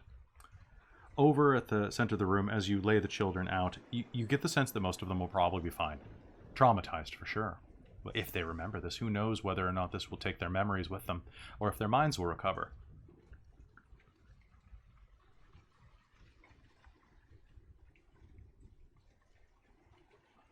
Inalyn will look around and... Okay, so now can you tell me what the shit is happening? Who are you, and why are you here? And why did you save me from that bastard pumpkin thing? Do you want to go back? I mean, we're adventurers. We heard that there was somebody missing. This was the last place they were. It turns out you are the person who is missing. Yep. Basically. Turns out the reason you were missing is because of that crazy pumpkin thing. Her name was Zari. I think. Hmm. She was the first one. She was the oldest here. Found some rock and made her like that. Yeah, those will do it. Hmm. We have a lot of experience with those.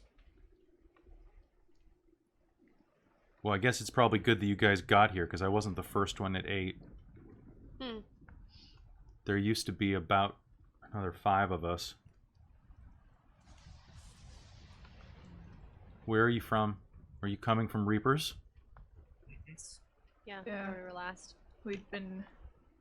What's his name? He pointed us up this way. We were heading up to the Brom? monastery. Yeah. Yeah. He was the only one who'd talk about you. She rubs the back of her neck. And you can see that she has, like, a fairly sizable open wound at the back of her neck still from where her squid had been inserted. Ew. They made me tell him to go away. Probably saved his life then. Did my sister send you? My sister. Like, rotten girl, the hair like mine, kind of face like, well, half a face like mine. We There's didn't a- get to talk to her because the earthquake disrupted the casting on the field. We're stopped here on our way up to the Temple of Cresius to get the clerics to fix it. That's what I was going to try to do originally. But I stopped here With during us? a storm and didn't. Stupid. I mean, this was a bit of a weird circumstance, I think. Yeah. I have Like never there's seen not- this one before. This. You probably should have been safe on a broken down old castle. I mean, you might have run into bandits, but Or, Okay. like, bats.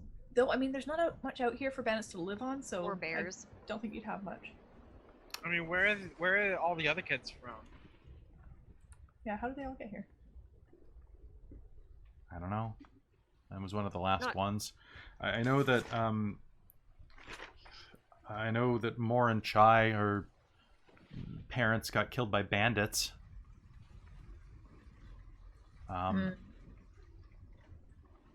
But the rest were here before me. I mean, Do you know if any of them were voluntary? maybe the older ones. I'm also influenced from that rock then. Okay. Well, I guess we'll try and we might be able to leave them with the temple. They might be able to try and connect them with lost families or something. I think the temple's probably going to be the best bet. Mm-hmm. I doubt the village wants them. Yeah, I was gonna Those say. people are weird. Yeah. No offense or anything, but your town council is awful. The Mind Flayer is going to stand up suddenly, its tentacles lifting and flitting through the air like a dog scenting.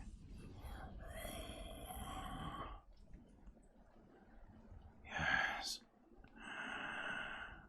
Interesting. He'll wander over toward the most ostentatious bunk bed at the back of the room. Strip the mattress off with one shaky hand, and underneath is going to find a jar similar to the one that Mars found a moment ago. This one is sealed with a bit of beeswax, and he will fiddle with the lid frustratingly before slamming it onto the ground and shattering it. And inside you will see that there's a brain. And the scent of vinegar and pickling spice is going to rise to the air. I knew I had some preserves.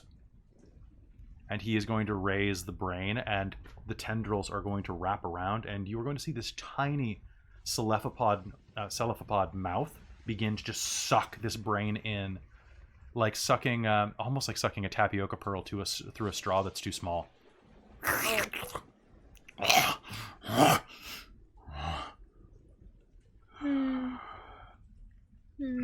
This one was a painter.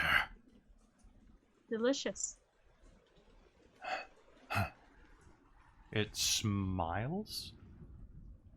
It can't smile, but its tentacles kind of twist up at the corners like a curly mustache Mars. And it will walk toward you and push its claw against a tiny bit of brain stuck to its cheek and extend it toward your mouth. You've eaten all sorts of shit, Mars. I have. Are you gonna honestly bulk at this when you've eaten halfling? Yeah.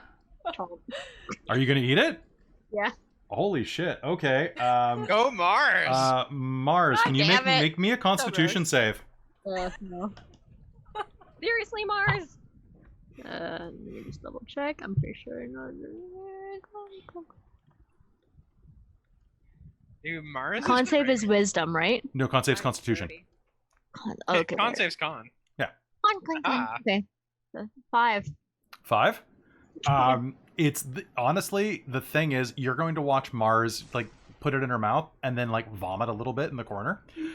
Here's the deal, Mars. When it hits you, it's not the brain that does it. It's the acidity of the vomit, or pardon me, the acidity of the vinegar after having just been sick. The brain actually is going to leave a pleasant, slightly gamey taste in your mouth. And as you put it in your mouth and roll it around for a second like before the protein wave jelly. of nausea hits you, it's like chewing on a piece of beef gristle. A little bit of fat. It melts on your tongue and is actually quite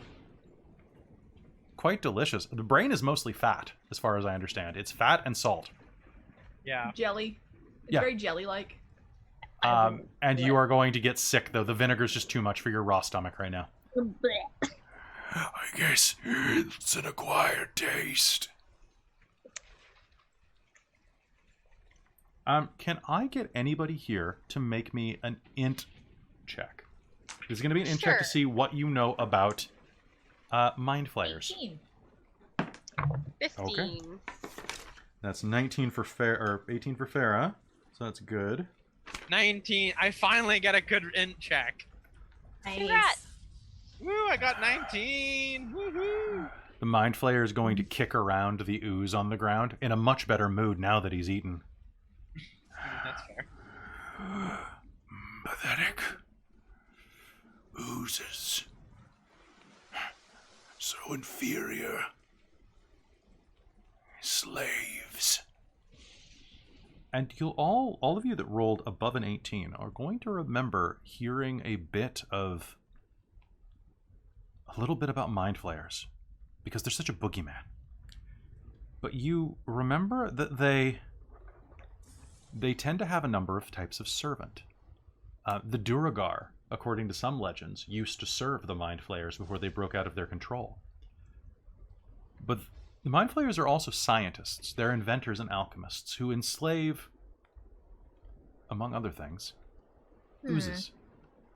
In fact, they may have been responsible for the creation of a type of ooze you have encountered recently. The Ooblexes. So, ironic. Potentially. But you also think that if they created them and they use them for hunting, does that mean that they are in control of them? Or could be?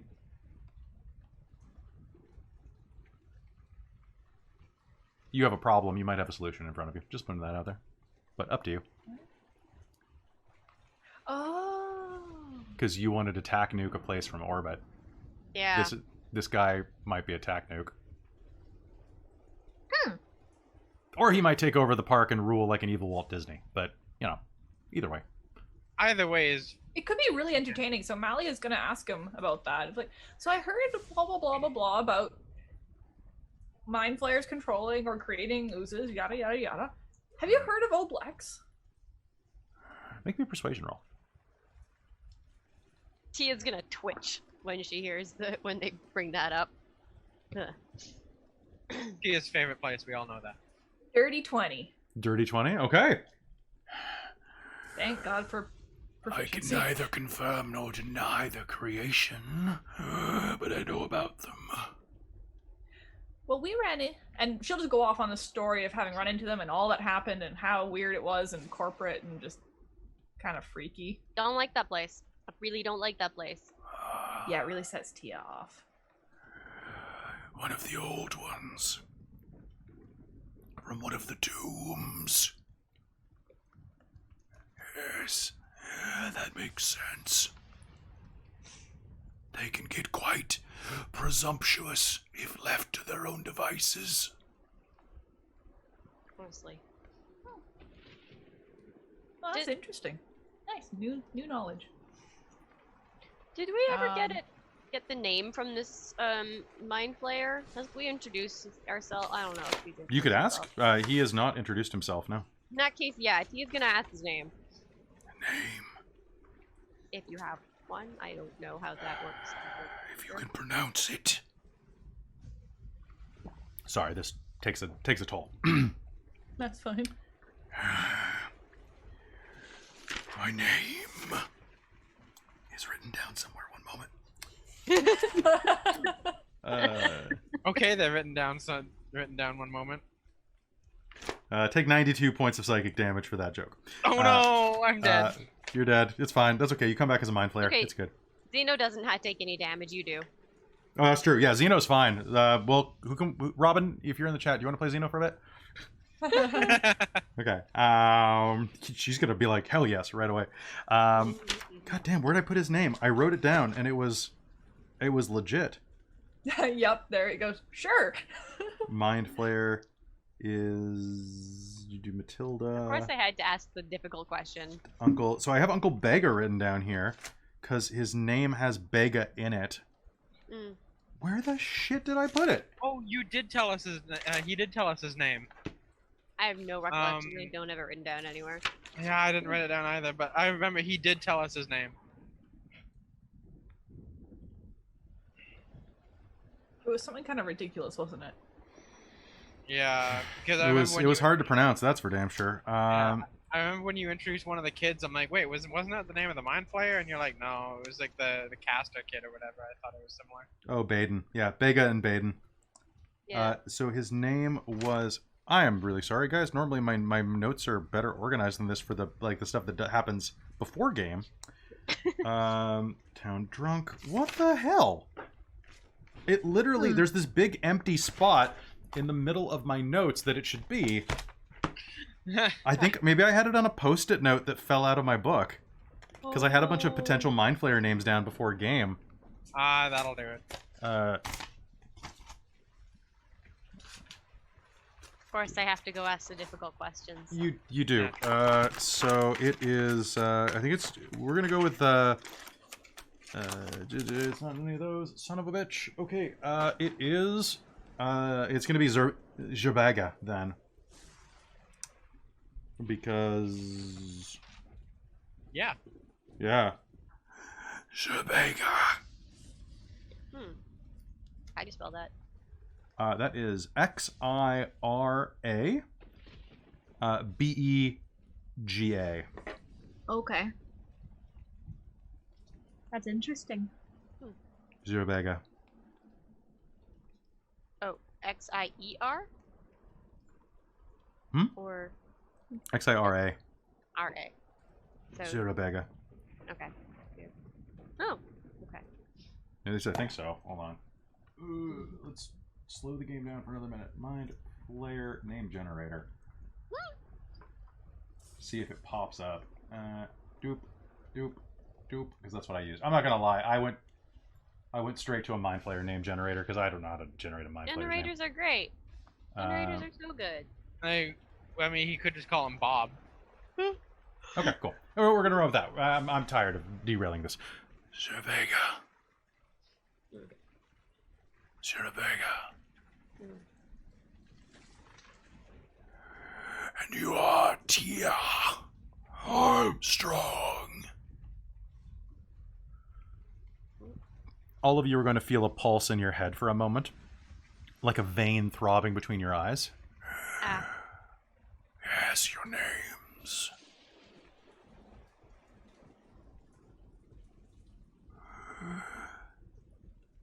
You will let me live.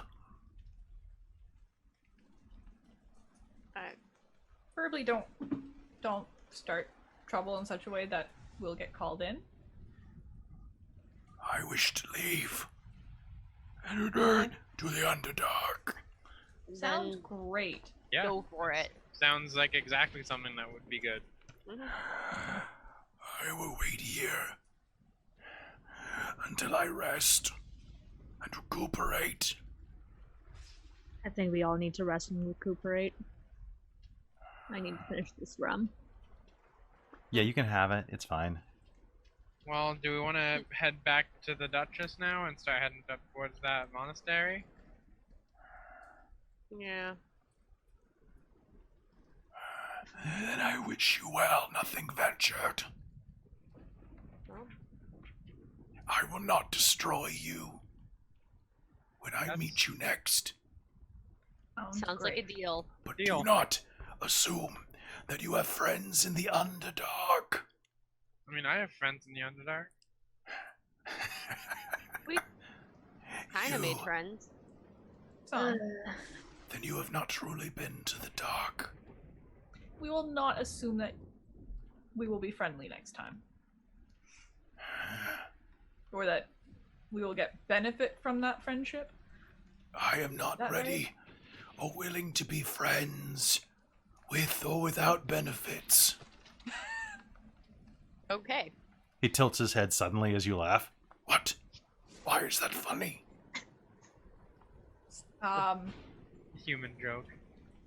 Above jokes, Overworld yeah. joke, I guess. I don't know. I feel like it's a...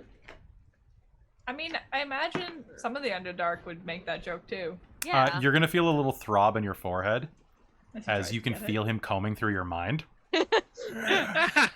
Disgusting. But we find it amusing. Disgusting practices.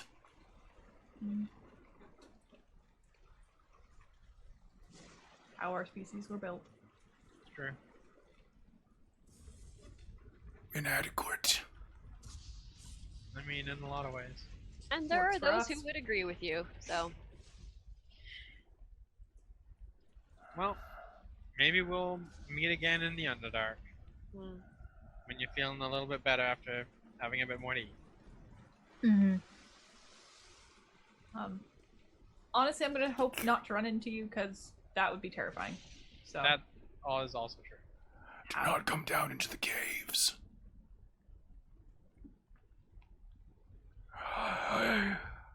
Beneath the keep.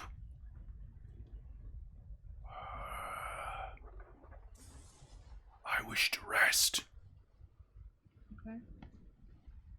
Once I am Sorry. down there, that will be our distance.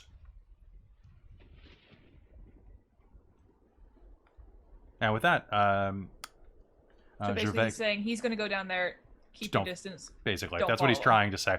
fuck off. Yeah. So, to match the chat just pointed out that the lithids do not have genders. I'm using he as just kind of a general for them. I mean, it's probably what we defaulted to. They called him Uncle Bega. Yeah. Yeah. He was presented with masculine, but yeah, they don't have genders. I'm not going to get into a lithid anatomy. It's gross.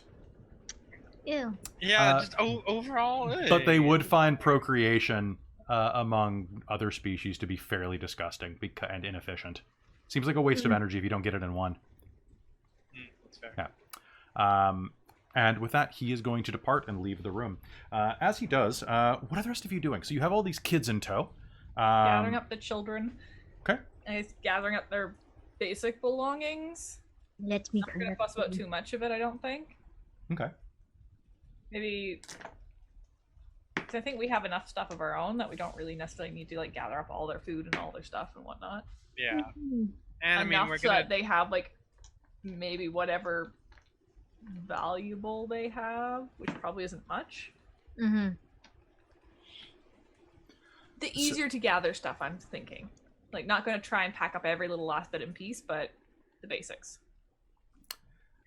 Okay, so if you're going to look around, anybody can go ahead and make me an investigation roll to see if you find anything else around here. Nat 20. Really? Yeah. Okay. 17. Okay, so 17. So looking around, you are going to find the following items when you roll the place. As you look around, you are going to find boop and boop. Okay. Searching through the belongings, you'll find that the children do have a number of items as well as personal effects. Each one of them has an extra change of clothing. And as you are poking around, you are going to find, because you went first, Zeno, you are going to find squirreled away in a cupboard a large diamond, roughly the size of a baby's fist. What do I think that might be worth? A significant amount, probably about 1,000 gold. Huh, interesting. However, it has something strange attached to it. It has these small, like, calipers clamped to the side of it, almost like the setting of a ring. But they're attached to this... How to phrase this? The calipers hold the diamond in place, and they're connected to a plate beneath the diamond that has a bolt attached to it to be screwed into something. Like a device, maybe? Like a focusing crystal or something? Maybe. Oh, maybe if I hunt around a bit more, I might find something. Looking around. Or... That's gonna be the big one that you find. There's not terribly much here, but as you are looking around, that is a boop. Malia, as you're kind of nearby helping Zeno look around and just kind of checking things in general, you are going to find... Oh, not one of those. I'm not doing that. Nope, that's not coming out of the Chronicle. You are going to find a metal clipboard. It's just 2 sheets of steel with a hinge. And as it opens up, you're going to see that it's full of schematics written in a strange language that kind of looks... I mean, you barely can recognize this language. It almost looks like tattoos. Strange, spiraling like mazes. Each one of them is... you can make me an int roll to see if you recognize what this language might be. That is 17. 17? I mean, it's you will recognize that it is a language, and that is basically where this ends. You think it must be the way that they work. This is how it's written. Oh. Huh. Oh. I mean, at some point I'll show it to Farah, and if Farah doesn't know, I'll show it to Edagon. And yes, that is how I am choosing to represent the language of Qualith, or Caliph. I'm using the pseudopod language, or probably not the pseudopod, the hexapod language from Arrival. I knew I saw that somewhere. Because that's a dope idea. Like the full, like, this is an entire, like, basically page of a book in one spiral. So cool. Yeah, very, very unique. Very original. So yeah, when you bring it back to Farah, she'll take a look at it and go, Gnomish. I don't know. This is, it's I'll store it and show Edagon at some point. It looks like it's schematics for some type of machine, or potentially nothing pleasant. Nothing pleasant at all.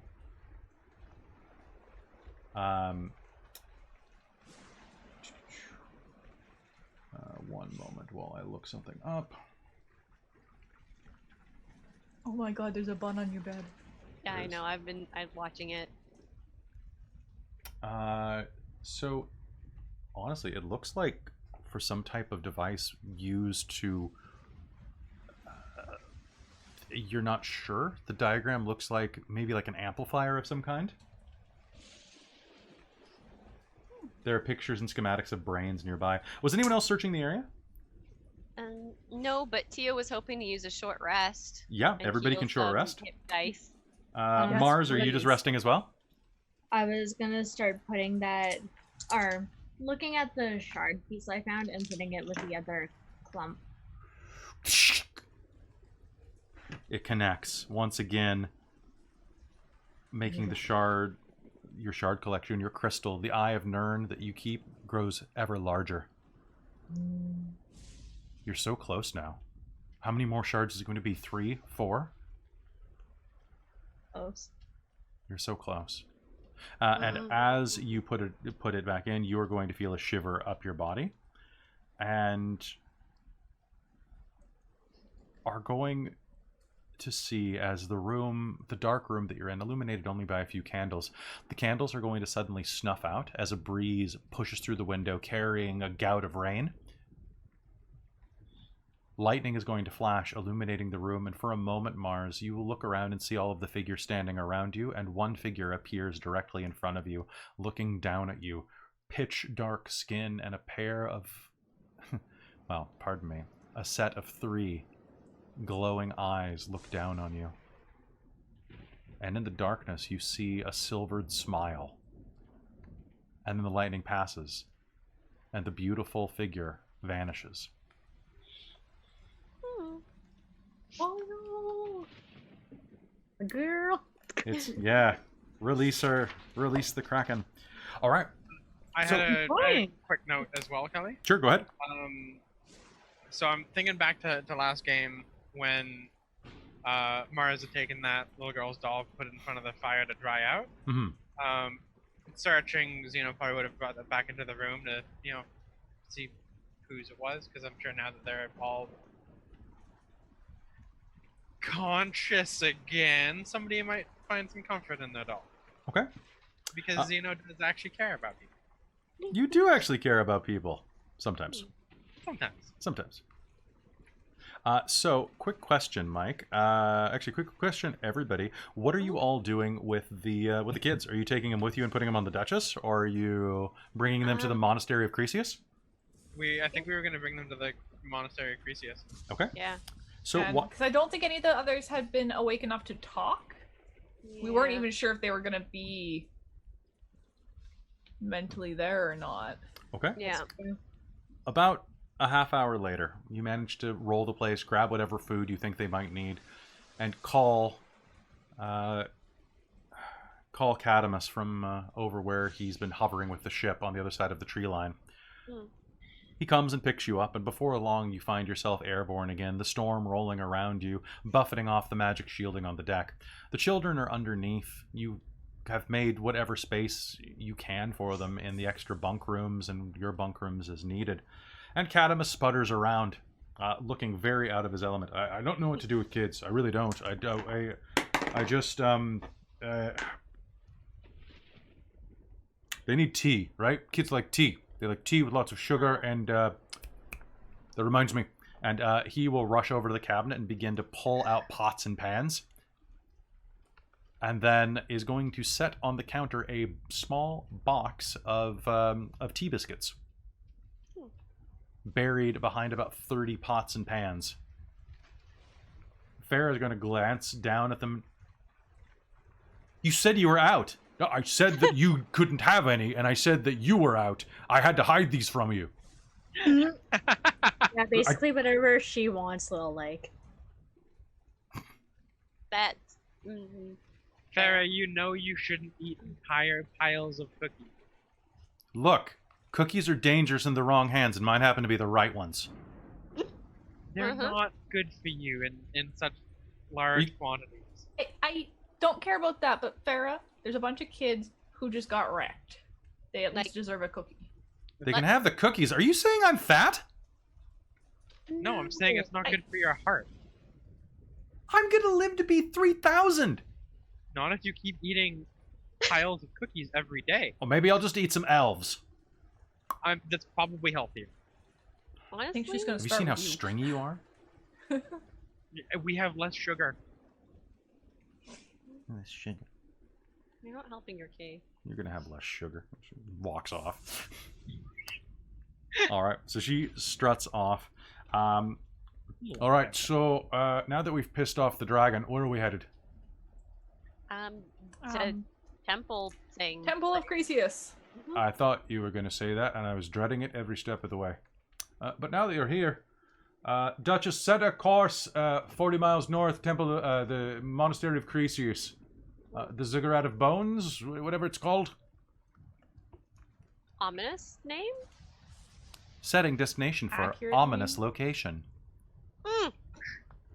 Thanks, Duchess. Is that the nickname you'd like to use for this site? Sure. Yes. Ominous Sounds perfect. location has been added to the map. Thanks, Duchess. Just don't say it out loud around them until we know that they would be flattered by it. Who is them? The Oh, people who live there, work there, etc. I mean, Understood. I don't see them coming up onto the... I will Like- try You not to never enter know. the monastery myself. You never know. It's best to cover all bases. The ship will begin to careen We and have seen weirder. fly through the storm. True. It takes about an hour and a half for you to reach there. Farah and Cadamus, independently of each other, Cadamus is running around watching the kids with a surprising amount of deftness, actually. Like, he looks over his depth, but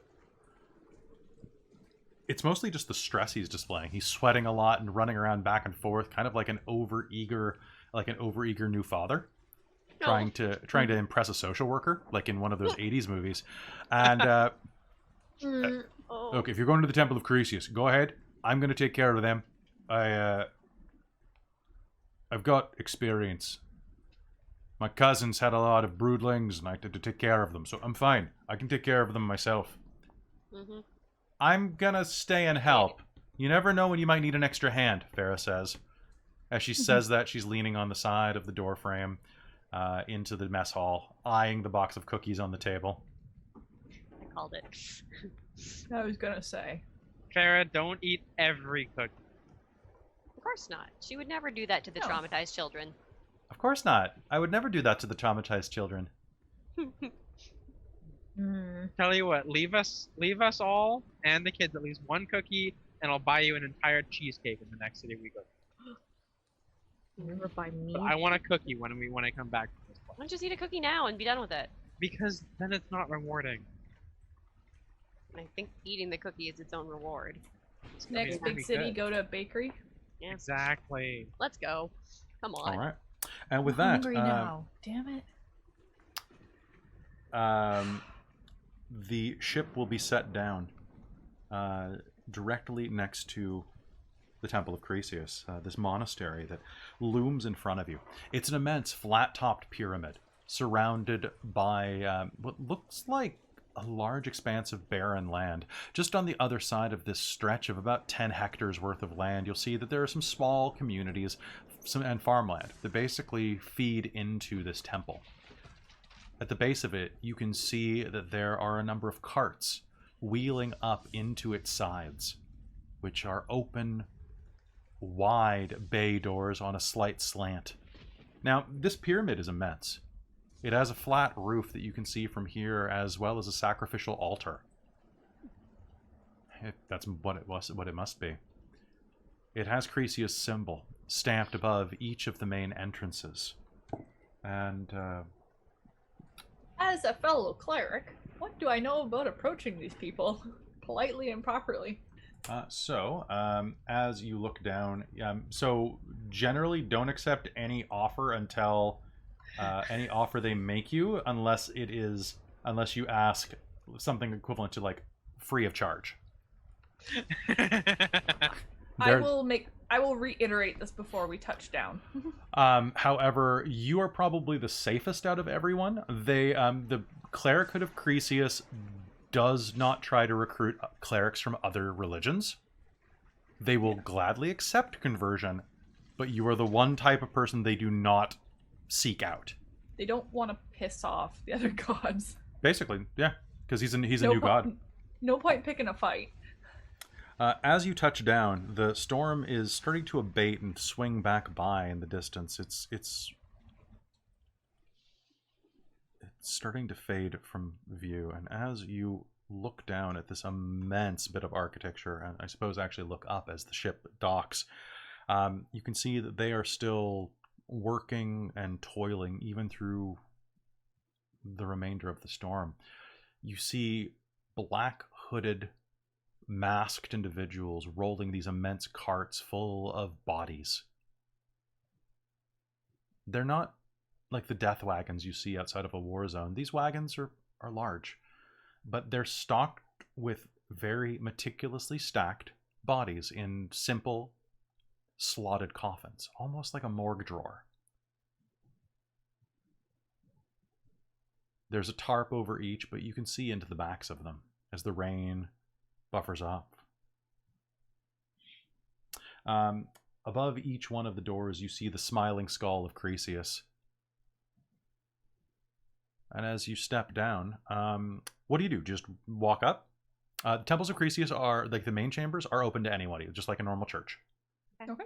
I will walk up and just see if there looks to be anybody who is not incredibly busy, or if I can like catch somebody's attention.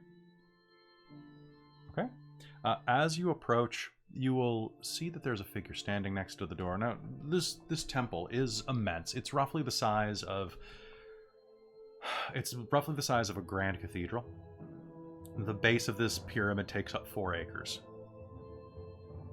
Now, much of that is, I may have overstepped there. It takes up about 2 square acres, or 2 acres kind of overlapped with each other. Quite large, though. It's made of what you think is augite, a rough black stone, fairly accessible, that's veined with flecks of white. It's dark and brittle and hard, like granite. And as you approach, you will see that there is a hooded figure waiting by the door, and you will hear, "Alms? Alms for the poor? Alms? You there, I will. good Sir Cleric? I can hear your holiness approaching. Greetings. Give some coin to a old blind beggar." I will give some.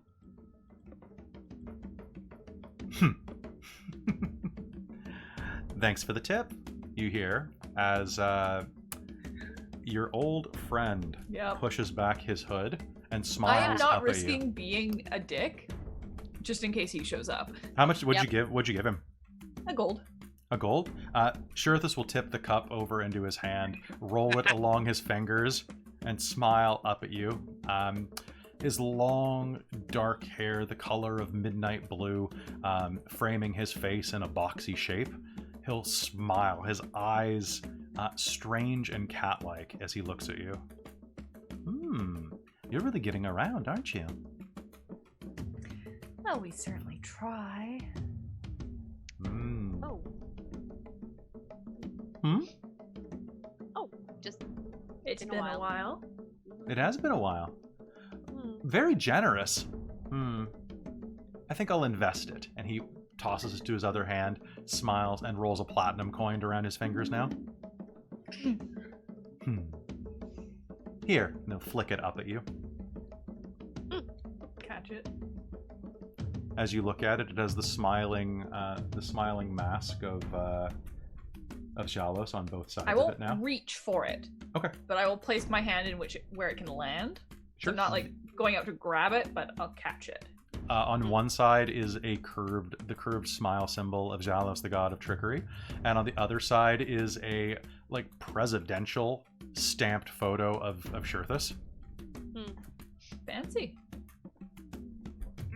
I make a mint. What brings you all the way up here? Oh, random adventures, really. We ran by Reaper's Grove. Ah, Reaper's Grove. What? Unfortunately, their circle is a little shithole. damaged. I heard about that. Yeah, Very We interesting. thought we'd make mention. See if we can get them some help. It's not exactly something I can fix. Mm. Wrong And, god. How goes the fetch quest, Purple? Holds it up. Oh, your baby's about to be born. What? What? What? It's almost complete. With Oh, your I powers was like- combined. I would know. Would you though? Probably not. You were responsible for that break-in in a Pesh, weren't you? No. No. Why would you ever accuse us of such a thing? You Hmm. know we're way too good for that. You're definitely way too good, but that's okay. You'll get worse.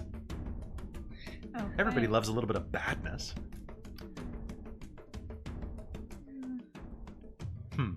Well, anyway, I just thought I'd say hi while I was in the area. Anything bring you here in particular, or just Oh, exploring? many things, absolutely. You're here to see Millie, aren't you? I don't know who Millie is. Not a clue. I've never The met The anybody name here of as the far as head I'm aware. mom. Ah. Then probably yes. Millie, huh? Alright. Is that a nickname? Everything's a nickname. You trying to get me in trouble? Maybe ask her real name from somebody who cares. But yeah, she's That's the fair. one you want. Anyway, I should probably be heading out. He'll stand fun. up. Ours will just Have like. fun. Is he gone? Oh no, he's No, he's there. just standing right there. Xena, you say have fun. I never do anything but have fun. It's the best life. Although, I would say that after this, what are you all doing? No I'm plans? not sure. Nothing Oh. specific anyway. Do you have Why- suggestions? What are you doing? Oh, sowing chaos, trickery, and despair. The usual. Of course. That's fair. As you do. Makes sense. My dear, you Are- are welcome to come with me anytime you Are want. you trying to convert Mars? I wouldn't have to. Maybe she's trying to convert me. Praise Nern in all of her glory. A girl. I'm surprised you haven't seen more of your people, Mars. Who says I haven't? Well, you haven't since you were underneath the tunnels. Right?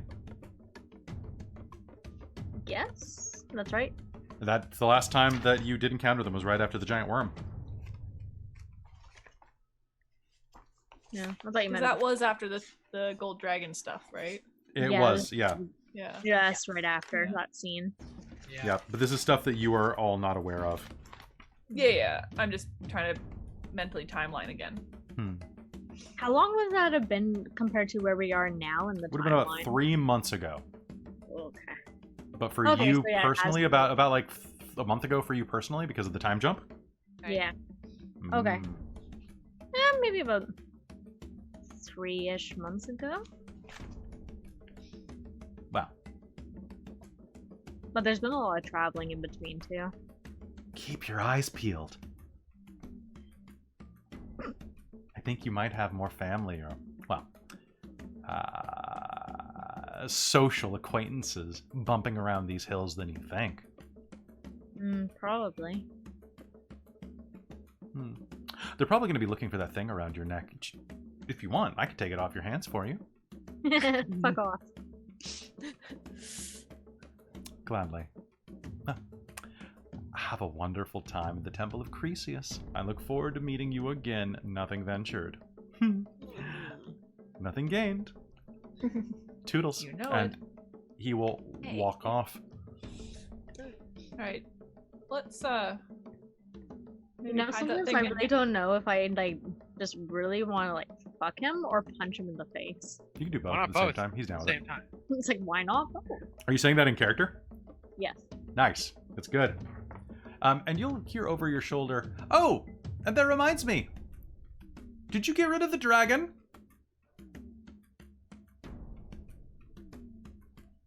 Get rid of the dragon?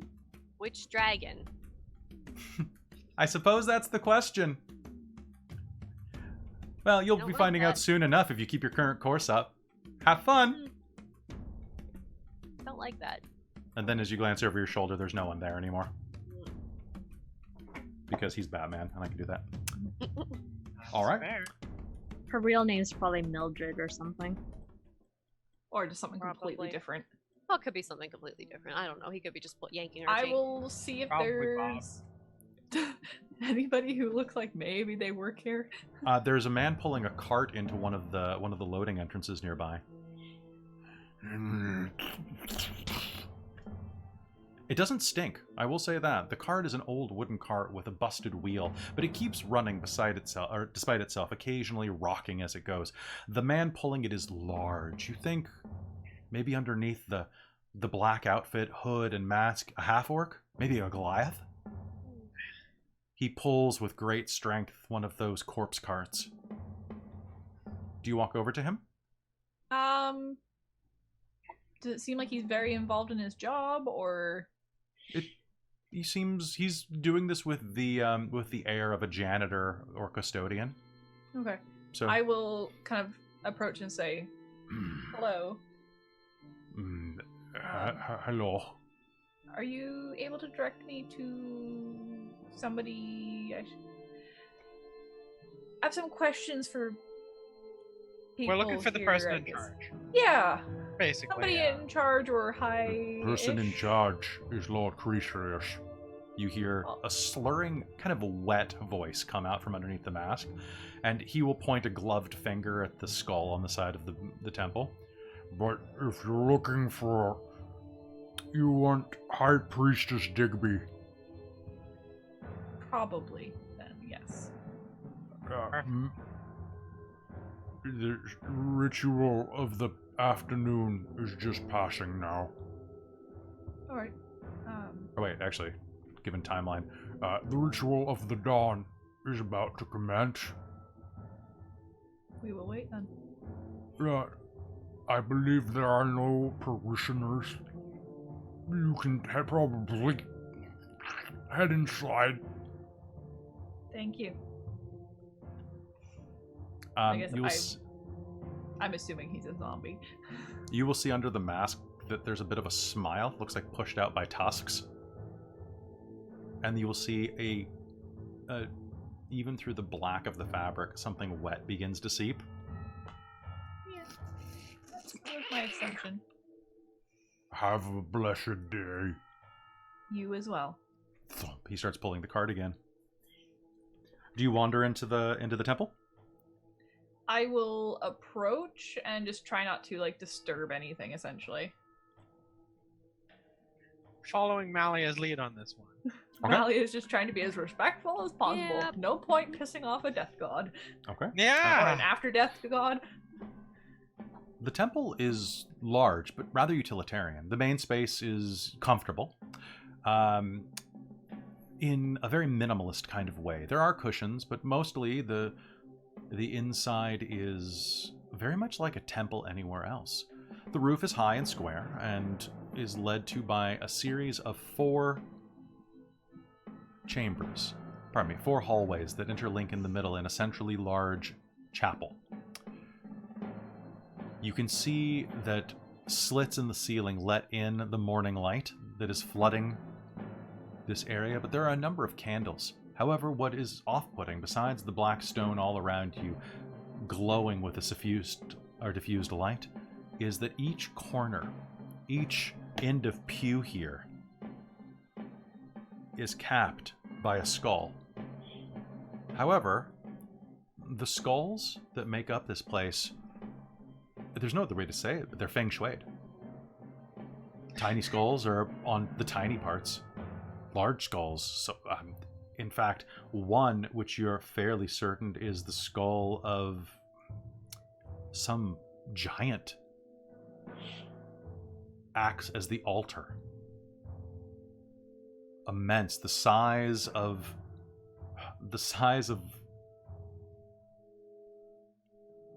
of an inn-room. On top of it, an altar made out of stone and bone is carved into its brow. And behind it, you see a large stairwell leading up into the vestibules, the priest's chambers, and so on. As you enter, looking around, true, there are no people here. The ritual of the dawn has either just occurred, given that dawn is up now, or will it occur shortly? You're not really sure about these rituals. There are a few people kind of milling around here, zombies and others, and as they're mostly making their way out through some of the side entrances as you're coming in, you're kind of getting the sense that maybe the guy outside wasn't the best appraiser of time. That's fine. I didn't really think he was going to be. Yeah, he's too busy. That's why I was being careful, so I didn't interrupt. But there are a few people wandering around, and as you enter, a rather attractive woman, a halfling actually, with pure, gorgeous red hair that must be dyed to that fire engine red, shapely hips and curves, and painted black lips and immaculate eyeliner, will approach you. She's wearing a gorgeous red dress and has a symbol of Cresius dangling from her neck. She'll approach you. Greetings. How are you? Greetings. Quite well. And yourself? I'm doing quite well indeed. Are you here for the service or here to convert? Well, actually, we were here to speak, hopefully, with somebody who is in charge of the temple, essentially, I guess. You want to see Mom Digby?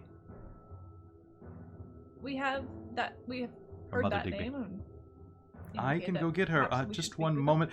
Is there anything else that you require? Any, She glances down at your holy symbol. Any food, refreshment? Of course, free of charge. You're coming during service hours. No commitment. I'll look back at the others and just kind of judge, and we would certainly not turn down some water or anything like that for a conversation. Of course, of course. If you need anything at all, my name is Riri. Pleasure to meet you. I am Malia. I am the acting steward and, stewardess, I suppose, and the converser. If you would like anything, my shift has just ended, but it's rare that we see such able-bodied parishioners. Well, we've just come from Reaper's Grove. What a area, charming and- little town. And they're having a little issue, and we thought, since we were in the area, we would let you know that because Cresius, the Temple of Cresius, might be the ones to assist them. But not asking for anything per se. Is something wrong merely with? informing. Is something wrong with? Well, the earthquakes. I see. Is Rish still present? That was the cleric that. You know what? I'm sorry. This is actually above my pay grade. I probably should. I probably should go get the Mother Superior.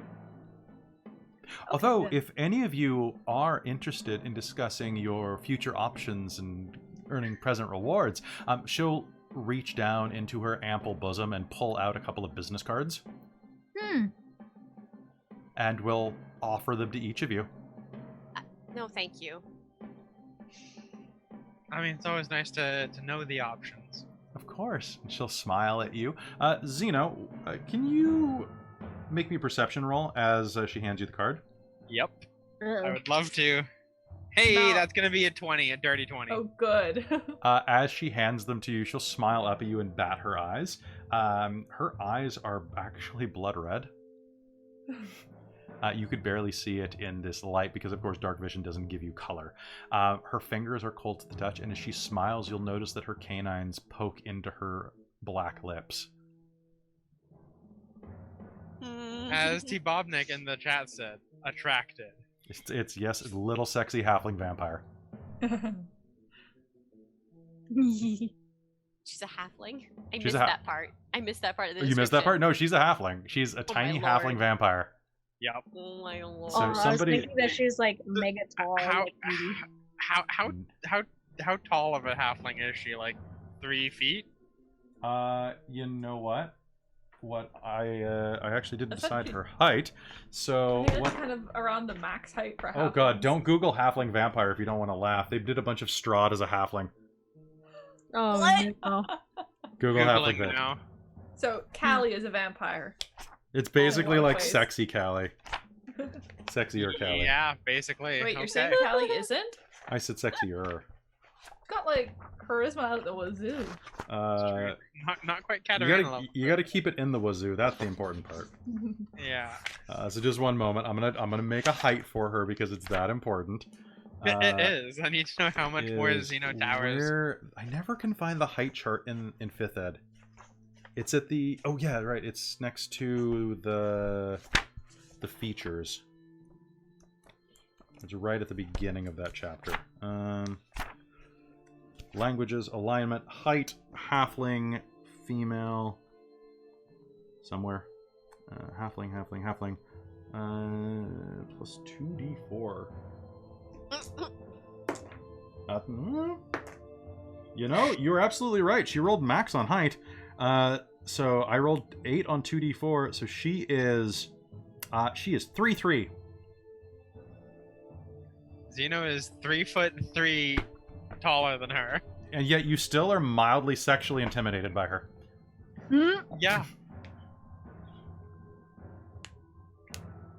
Xeno will take the card and wink at her. Oh, so charming. Well, I should probably go put myself to bed. But if you're here in the evening, I would love to converse with any of you and learn about your travels.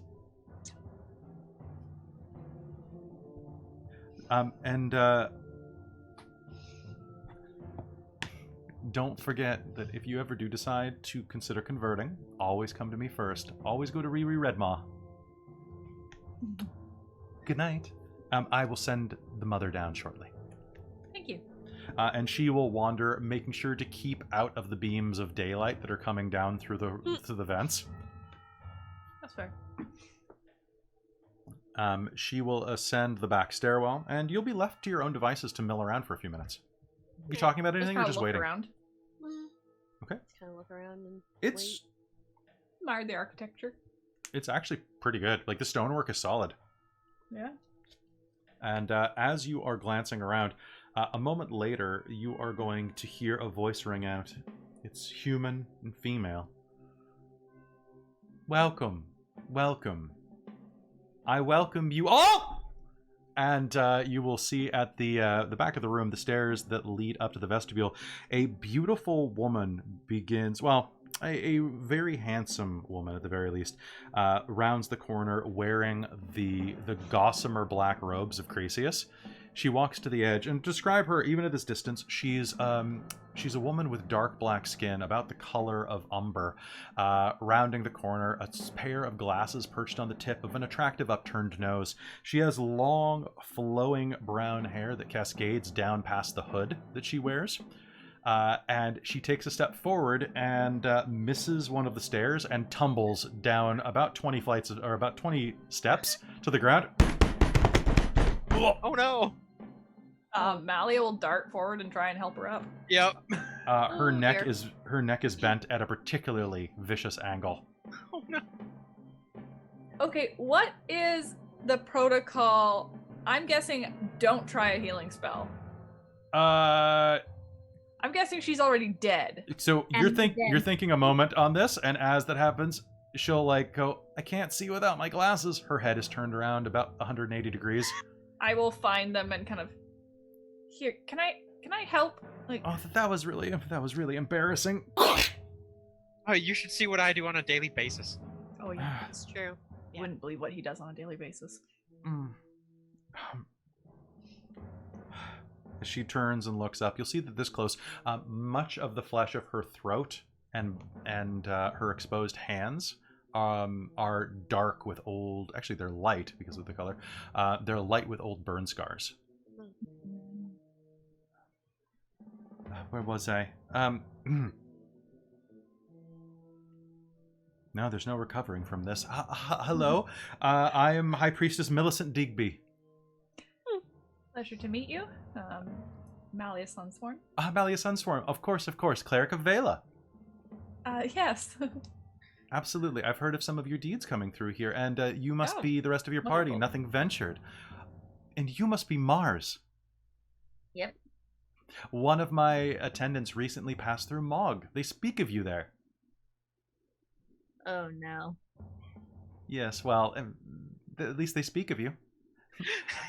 As the Book of Crisius says, so long as you are remembered, you are never truly dead, no matter what your deeds. Oh no. Okay. And Tia Armstrong and Notorious. Xenopper for Right Wing.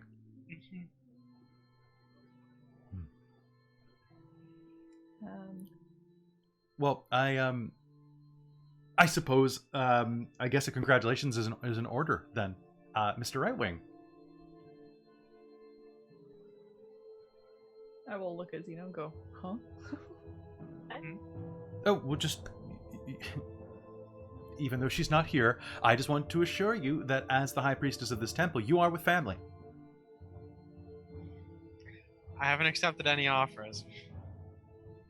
Oh, that's of course not. I assume that your sister will speak to you when the time is right. Look at Xeno just like, what? What sister? Oh, You have a sister? What about You what? You Mm-hmm. fucking what? You're Huh? you have a sister, if I'm not mistaken, correct? Yeah, last time I checked. Yes, she accepted conversion about 5 months ago. Huh. That's interesting. Is she here? No. But I did want you to Thank know God. that Thank God. that you are with family. At least in proxy, any relation of one of the nobles and noble members of our church is of course to be taken care of. We are happy to help the right wings, especially those who will reign eternal. I mean, that sounds like a right-wing thing to do. Yes, the right wings are loath to give up power, are they not? We love power. Hmm. We love power so much. Alright then. Well, Anyways, that's interesting to know. Actually, very, yeah. Good to know. I haven't seen her in quite a while, so I had no idea. yes, we've been rather out of contact for a while. But that's fair. Well, I'm happy to do anything I can to help. So, what can I do for you? Reaper's Well, Grove? we were by Reaper's Grove, and they were having some interesting stuff, and we looked into it a bit further and we realized that the ritual circle created by the various little temples around their field is damaged Yeah, the earthquake. from the earthquakes. We It's think. not allowing the dead to rise or return. Oh, Yeah. We that's spoke with very several of the dead unfortunate. there and promised that we would come up here to let They're you know, as I rotting, don't believe I could repair it, being the wrong god. I see. Well, it's they good that you are- came here. I absolutely can help you. Fantastic. Well, help them. Yes. You're the one asking, of course, but yes, I can. Malia will kind of give her a look and start kind of and just free of charge, right?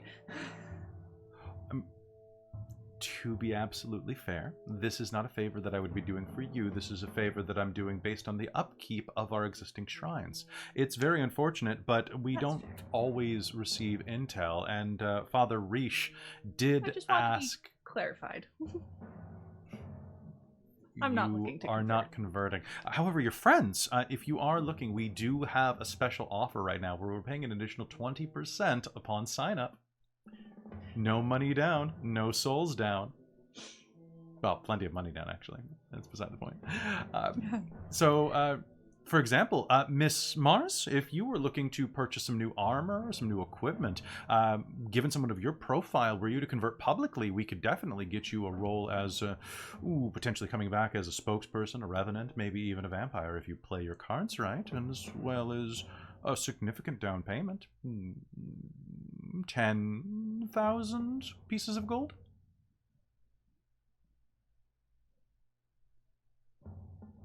If you're interested, Miss Mars.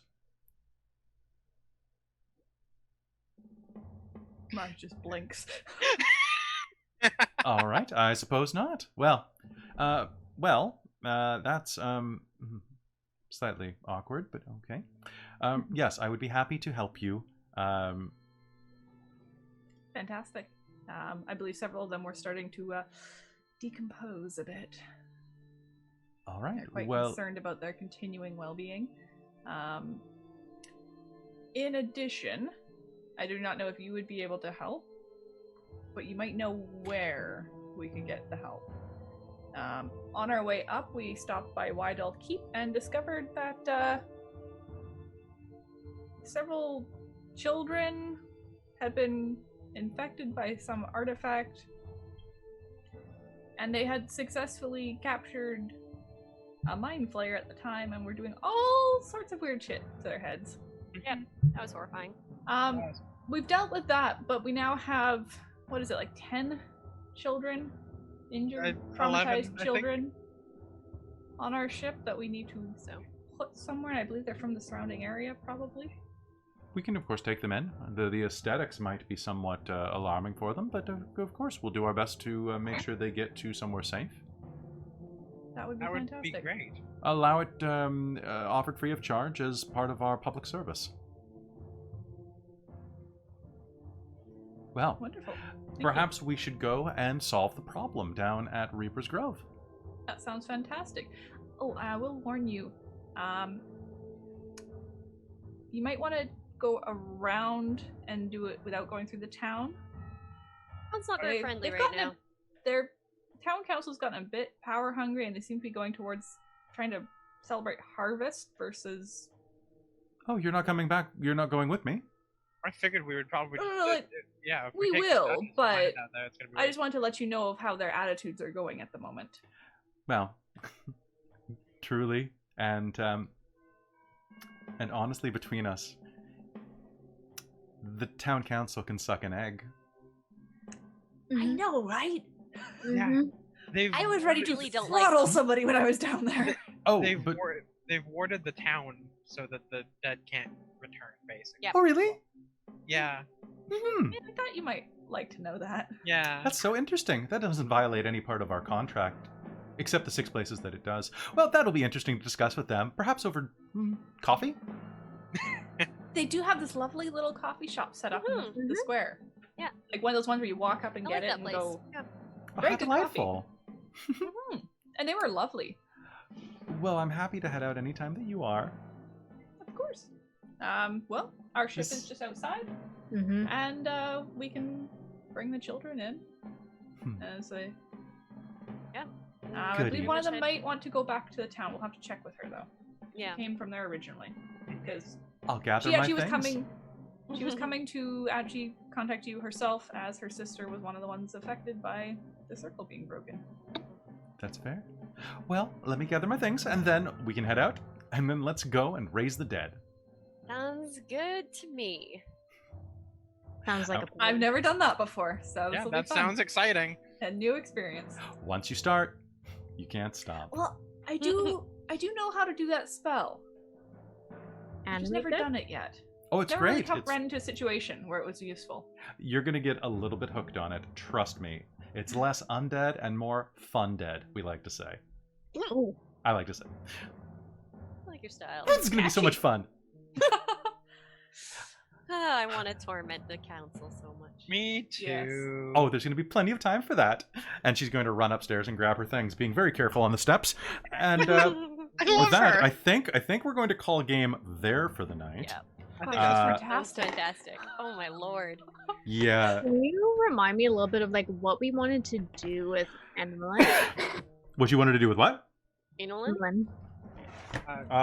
She was gonna go. Sister, Matilda was this one. Yeah, so Inland's just coming back with us, I think. Yeah, I was just gonna give the kid the option. Yeah. Yep.